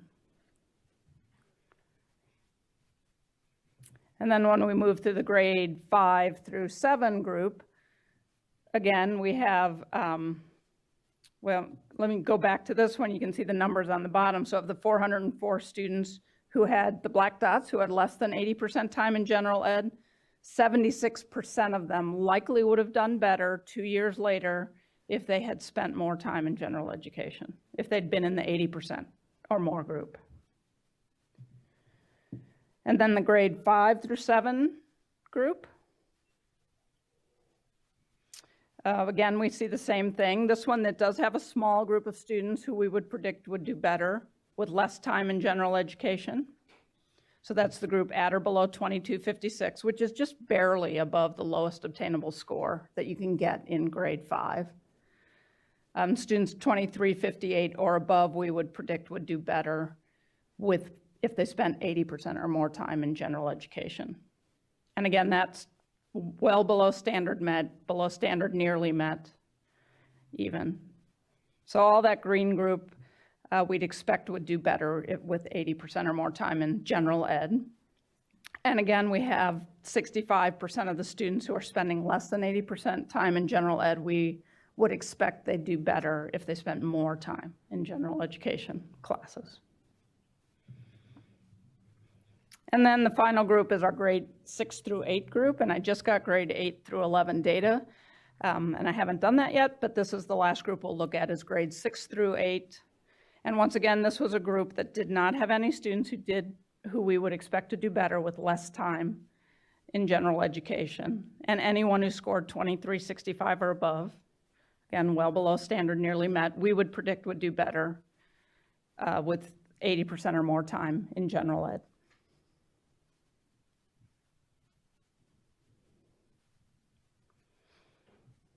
And you can see here there's this one black dot at 2610, standard exceedant.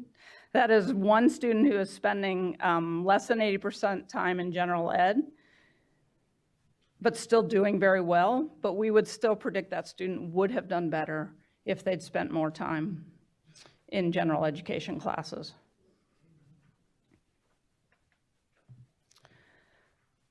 So some of our conclusions based on this. There's clear differences between groups of students, whether they're general education or students with disabilities. There's clear differences. We don't know what are causing those differences. We have theories. We've begun some pilot projects in the county to look at particularly the math issue in middle school, because it's obviously a huge thing, and we need to better understand that so we can hopefully come up with some interventions that will help improve it.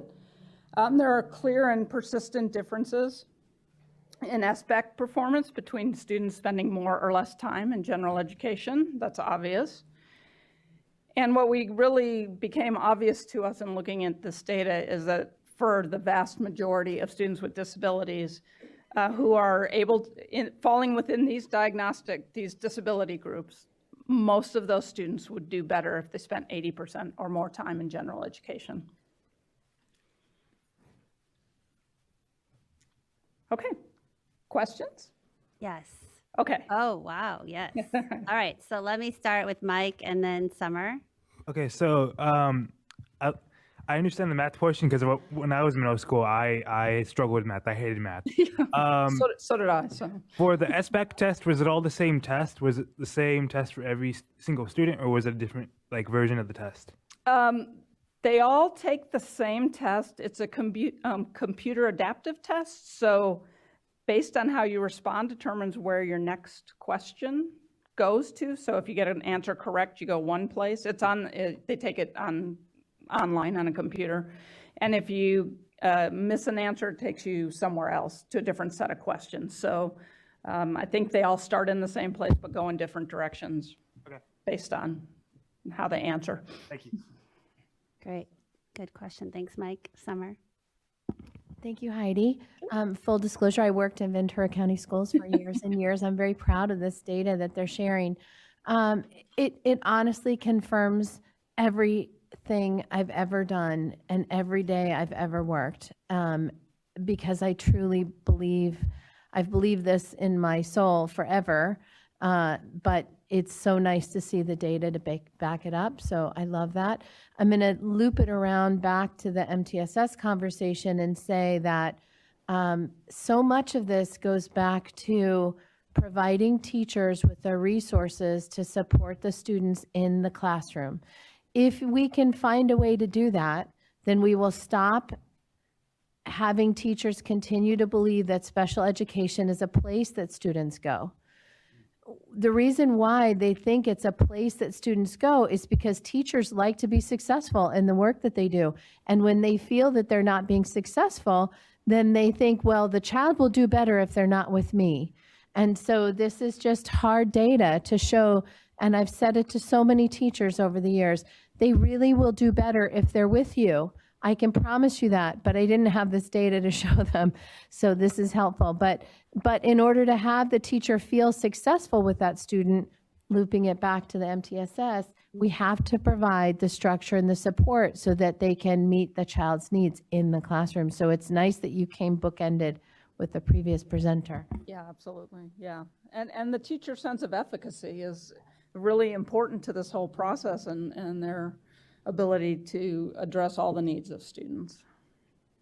Yeah, great question. So also thinking about our previous presentation, I'm wondering, do you use this data in your district and your SELPA to inform your budgeting process or how you do your allocation plan?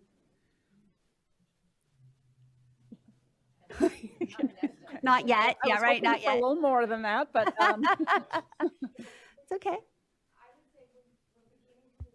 It's new. Yeah, it's very new. Go ahead. Sorry.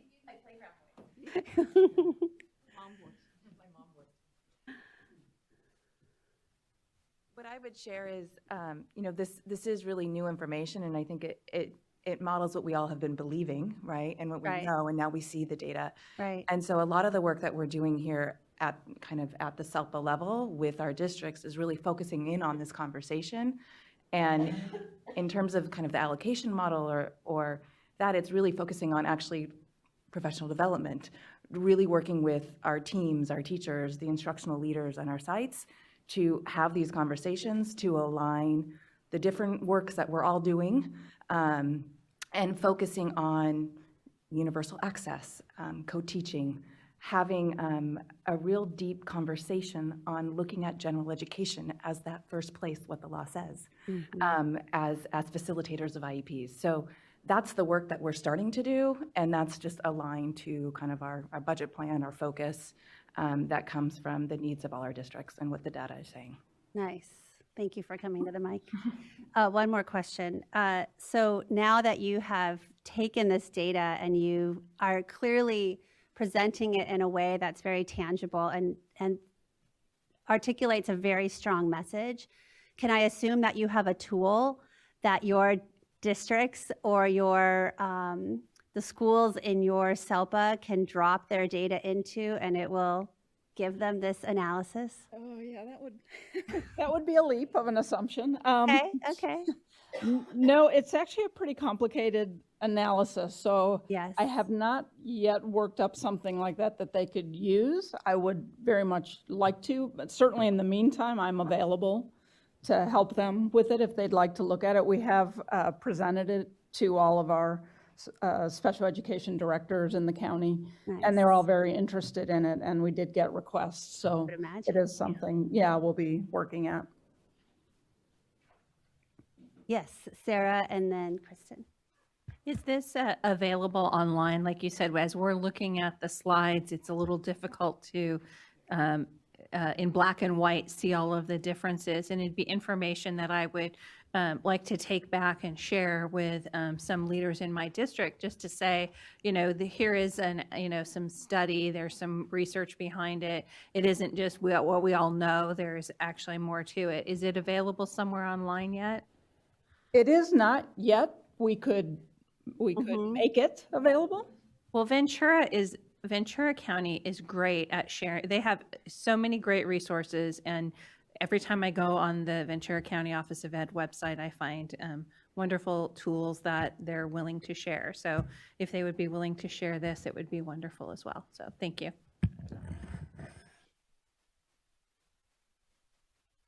This actually brought up another important question that I heard over the last few weeks. I was talking to a lot of teachers, and it seems that there's some confusion in the state around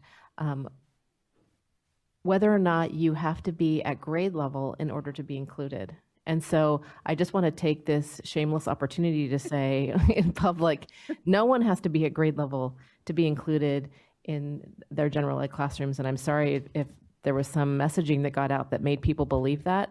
But I've had that question asked numerous times in the past few weeks, so I'm puzzled as to where it came from. But I just want to set the record straight and say that there is no ticket in to a general education classroom. Everyone's welcome in one. Yeah, and you can see I brought this one back up. I mean, as I've said several times, it's a pretty, I don't want to call it a low point because that doesn't sound right, but students do not have to be at standard met to excel or grow or have improved performance by spending more time in general education. Nice. Other questions, comments, reactions? I would imagine as a result of this conversation, you might get more calls. So thank you for making yourself available. No problem. Happy to come up.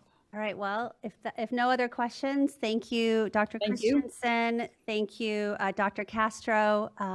Thanks for being here. We definitely appreciate this presentation. Yes, Matt, any public comment on this item? No. Great. Okay, commissioners, we're going to take a brief break. So we will take a 10-minute break. We'll see 12-minute break. We'll see you back here promptly at 3:25. All right, commissioners, we are on item number 5. It has been a robust and engaging day. Definitely appreciate your brain power, your contributions. Matt, really liked the theme through the items today. Thank you for that. Thank you. It shows. All right, item number 5 is our statewide system of support update. I'd like to welcome Carla Estrada from the California Collaborative for Excellence in Education to the podium. Welcome, Carla. Right. And members of the commission. I am Carla Estrada. I'm one of the directors of education for the California Collaborative for Educational Excellence. Primary roles are focused around system improvement and innovation. And I'm pleased today to be able to share with you and update you on the state system of support and the work that has been going on across different agencies in order to attain a vision of one door, one system. And so I'd love to share with you some of those details and be able to have you also ask some questions or get some insight from you all on ways that we should continue to think about this work.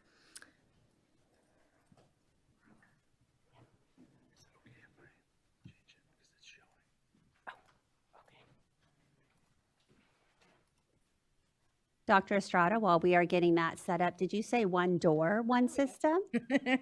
Yes, thank you. Oh, that's perfect. Yeah, no, that's fine. I like it. Thank you. So yes, I mean, one of the things that's most exciting about this work, and I am grateful to be able to be engaged in a system of support effort, not only across different agencies and trying to come to a place of coherence and leveraging of resources. I think the other great thing is that I get to work with Kristen Wright and being able to look at the work around special education in particular within this system of support. And so I think we're both really excited to be able to see great synergy between CCE and CDE around special education, but even more importantly, at the larger system, we see real synergy growing across the different state agencies within the system of support. So I'd love to share with you what that kind of looks like at this point, knowing that I will say I hope to have the opportunity to come back later because this is a continuing effort and it's continuing to evolve as people get to spend time together and really calibrate together in that work. So as I shared, my first piece is to update you on some of our milestones as a system of support for LEAs, also be very specific to things that impact our students with disabilities and supporting our LEAs in meeting the needs of our students with disabilities. So the purpose of the system of support is to ensure that LEAs have the capacity to be able to meet the needs of every student and sustain those improvements, as well as effectively address inequities in student opportunities and outcomes. So what might that look like? Right now, the system of support looks at it from 3 different levels. Support for all LEAs and school levels are seen as level 1, and that's basically things that are available to all people, things that we know should be available to all, to be able to access, depending, no matter where you're at. Because if we really are embracing continuous improvement, we know that there are going to be moments throughout the year that we know that we need to go back and really reflect on our practices to see what needs to improve. As well as we recognize that some of our LEAs will need differentiated assistance, what has been typically termed as DA. And our county offices have been already providing that type of DA support. But we also want to leverage that work that's happened, but say, what's the responsibility to the larger system as well? CCE's role, CDE's role, and any other state agencies that are involved in ensuring all of our kids are successful in school. And so differentiated assistance really becomes something that is very individualized. You will see that a lot of our county offices, for example, have gone out to meet with individual schools that through the dashboard were identified for differentiated assistance. And many of them are having one-to-one conversations with the leadership to make sure they understand and walk through a continuous improvement process to determine what are root cause issues, what are some of the issues in as far as their dashboard data that they should understand further. I've sat in on a couple of those myself, and they really try to make sure that the data feels actionable. And so you see a lot of that work already happening. And so we'd like to leverage those further and really realize as a system of support, though, what else do we need to make available through this differentiated assistance process? And that, again, is still something that we're working through. And level 3, I will say, is something that we're continuing to explore and figure out what does that mean. And I think that will be something that's an ongoing conversation, has not necessarily been something that we have engaged in directly yet as a system of support in this conversation, because I think we really are focused on level 1 supports and level 2 supports. How do we individualize that kind of support quickly rather than later? Elements of the support, as you can see, it's pathways to different types of support. For example, Our county offices as well have been identified in the dashboard for needing differentiated assistance. And so they might want to access support from CDE or CCEE, as well as our school districts may want to, or LEAs may want to access support from CCEE. We really want to make sure that we engage the county offices in those conversations to make sure that we're, again, leveraging as many resources as possible, but we try to make sure that within the system of support, through one door, any LEA can figure out what's the best match for them. There's also, as I mentioned, direct outreach to LEAs, a review of data, and support to districts and schools to improve student outcomes. One of the key areas that people make sure that they work with their districts in DA is looking at their LCAP and giving them specific feedback based on their dashboard data. And so we believe that there is still more work that we can do in this area. For example, with the EL roadmap, what might that look like as we think about providing support to our districts? How do we use that to be able to leverage conversations? And what else should we be leveraging really as one system instead of depending on who's at the door? Everybody kind of gets a different view of what's available for them. So we're really trying to make sure that we get closer on messaging as well. So as you can see, primary drivers of this work are the LEAs. The LCAP process is a place to identify needs and goals and outcomes. It's really looking to leverage the resources across the state of California, and that the elements of support do not have to be discrete, that it can really be individualized to the needs of the LEA.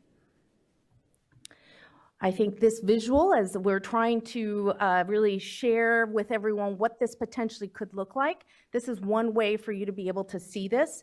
I think what this provides is one door, again, that you see an LEA be able to access support and resources through their county offices. But I think it's also important to highlight all those different other leads and initiatives that are functioning throughout the state, and how are they also welcome to the table. On February 12th, all the leads came together, our geographic leads, our community engagement, math, equity, MTSS, our SELPA resource leads, which I'll go into more further, as well as our EL specialists came together to be able to have a conversation and actually get to know each other and build some relationships together, because as we know, that's going to be critical for the hard work ahead of us. And so we came together to begin to start having those kind of conversations together, and it was a very positively received meeting, and people are looking forward to when are we coming together next, because I think what's exciting is people are like, no, we have work to do, and so they want to make sure that they're continuing to come together. And so our hope is that we create more communication tools. I think that's an important part of the system of support work. We know we have some further communication work to do as well. But as teams are coming together, we know we need a little time to make sure we're clear. There's coherence across us as we communicate out.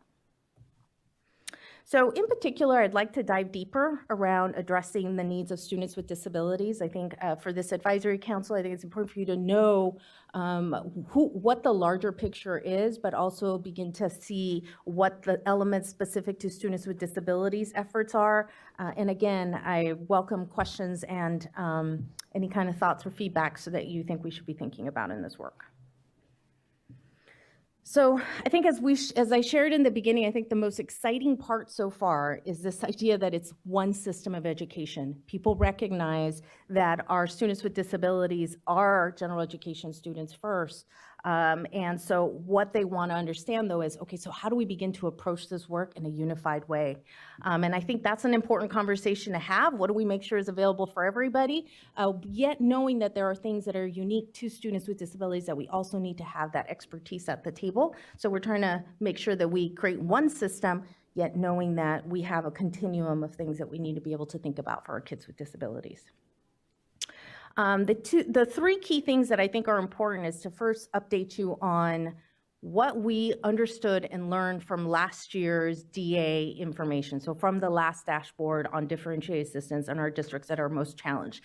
What we found was 73% of the districts that were identified through the dashboard was for not meeting the needs of their students with disabilities, which was at about 163 districts within the DA system. 163 of them were identified. So we knew that there was a lot of work that we needed to be able to understand better where in particular some of those needs were. And so one of the key activities that within the larger system, in particular the CDE, is that they made sure that they started to align state and federal indicator data to the dashboard data, and really making sure that the timeliness also of some of this information doesn't come at different times, that it's something that is coming together at the same time. Because as I shared with you, districts are engaged in differentiated assistance activities. They want to make sure they have that data readily available for themselves as they're working through this with their county offices or other state agency of support. So there's definitely been a quick movement on that. The next is the response to the school dashboard data. We grew the relationship between CCE and CDE even further, and really building out what do the common alignments in there. In a bit, I'll share with you some of the work that's up and coming that CCE and CDE are working together on to make available to all of our support systems, including our LEAs. There was also the collaborative, which has continued to meet, continues to build on being very clear on what are the specific needs that we're seeing across the state, as well as what are resources that we're leveraging or not leveraging enough. And in a second, I'll highlight one, for example, that is readily available but isn't being utilized, and we need to understand why. Also, data boot camps. We've had Shiloh, the CD's data team, special education data team, has led data boot camps throughout the state, which I had an opportunity to attend. And it was wonderful to see the LEAs dig into data governance. You know, what are their systems around data? Is their data even accurate? Where are some of these gaps that cause what they're seeing in their data to occur, and not make it possible for them to be as actionable and responsive to that data as they'd like. And there are some great self-assessment tools that they will walk through and will be something that will also feed into a project that CCE and CD are working on together. The county offices also have been providing DA to LEAs targeting students with disability data through continuous improvement. And so right now, one of the key learnings that we've had from last year is how do we capture that kind of root cause data so that can inform CDE, CCE, and other state agencies as well, so we can be better responsive. I did think it was important to highlight for you where we are this year with our data regarding our students with disabilities. 65% of our districts are identified for differentiated assistance for students with disabilities. So it's just something for you to be aware of. I will say that it's important to highlight that year-to-year comparison should not be necessarily made in this data because we have new indicators as well, and so additional things have changed. And so just want to make sure to look at this as a separate year, not necessarily compared to last year, but thought it'd be important for all of you to be aware of that as well. So I'm very excited to announce that as part of the system of support and in order to be responsive to what we're seeing as needs in our districts and our LEAs has been our SELPA resource leads, or our special education resource leads. These are key members of the system of support and will be working closely with the other leads, in particular around special education.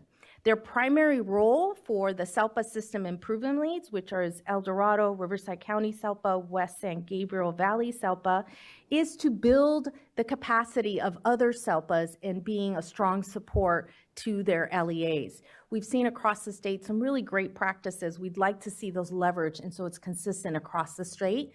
And it's truly that all of our LEAs feel that their SELPAs can be a support, as well as the county offices see that their SELPAs can be a support. And again, in many places that's already happening. How do we make sure that's consistent?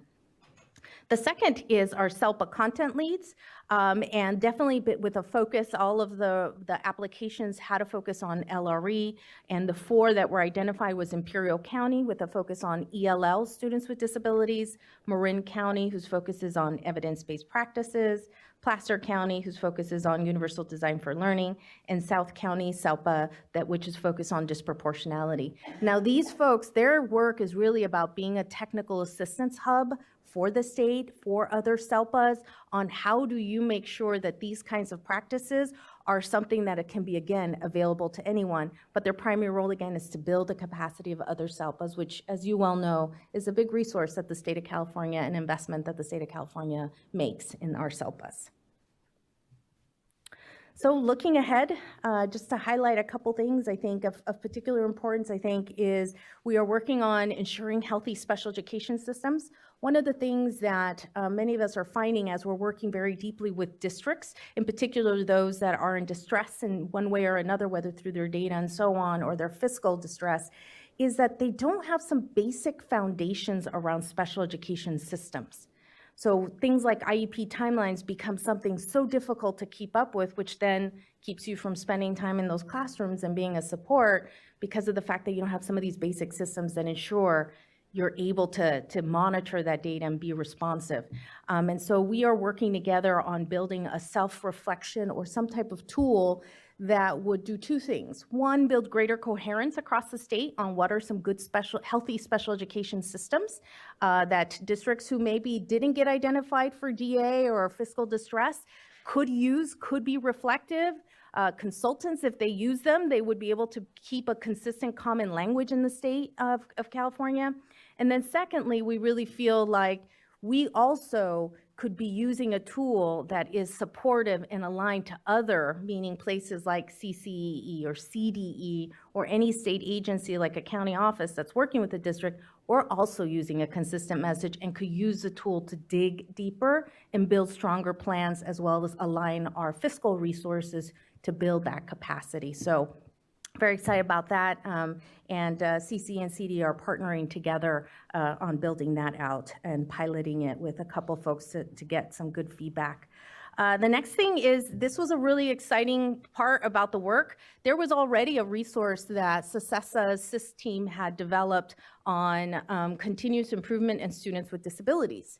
But for some reason has not been as widely used as we would like it to be, but it was built, it's very good. It has a lot of great resources in it. It really helps people walk through continuous improvement through special education lens. So we're gonna be bringing that back out to figure out what is the best way through our SELPA leads to make sure that people use this and what other resources do they need to make that happen. And then lastly is we're working on a data analysis tool. I think one other thing that we're finding with our districts is that, yes, please. What's CSESA?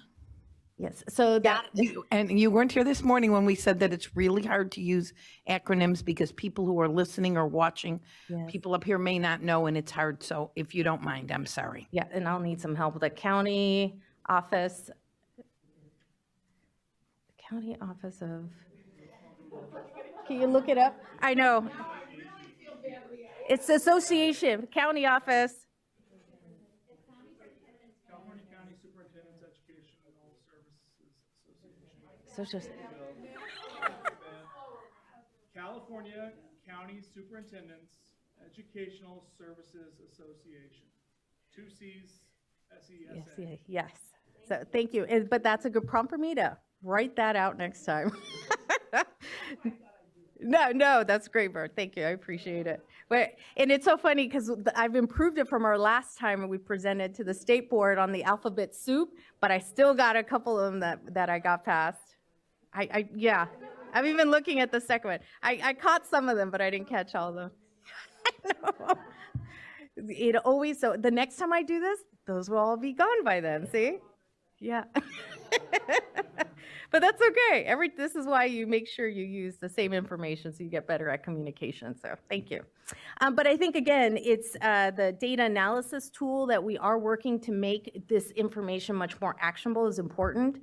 One of the things that we're finding, for example, 3 key areas that across the state folks are struggling with: LRE, academic performance, and disproportionate identification, especially across particular races. So we see that in the data.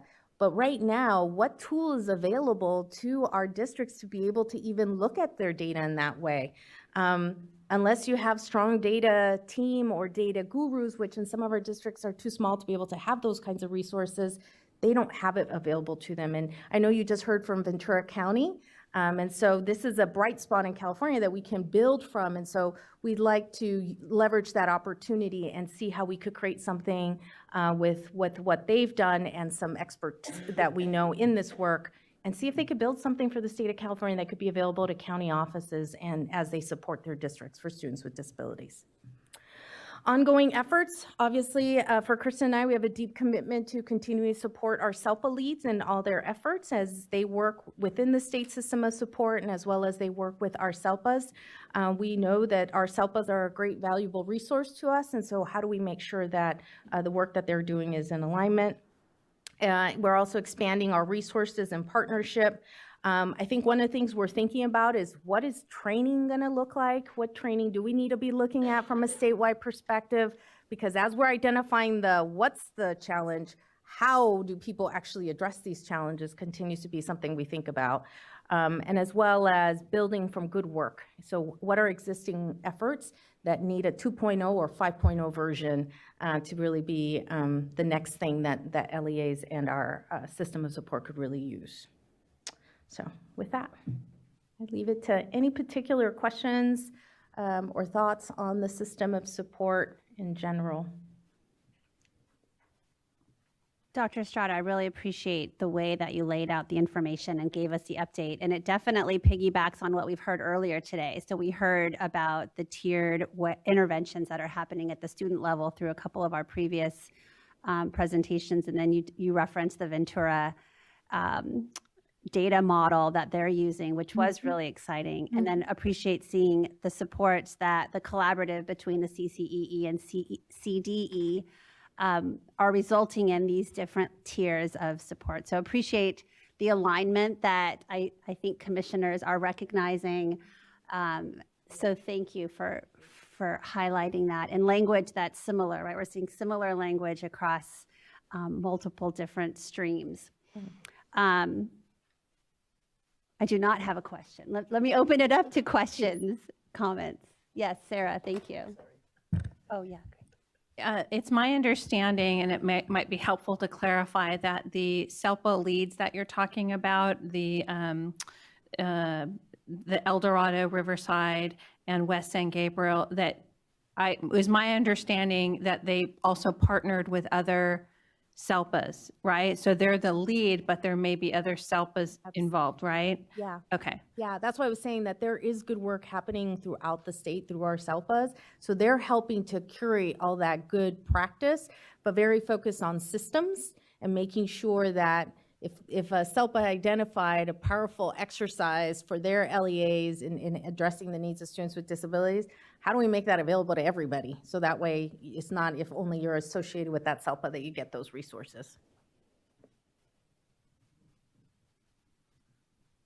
Great question. Other questions, comments, commissioners? Okay.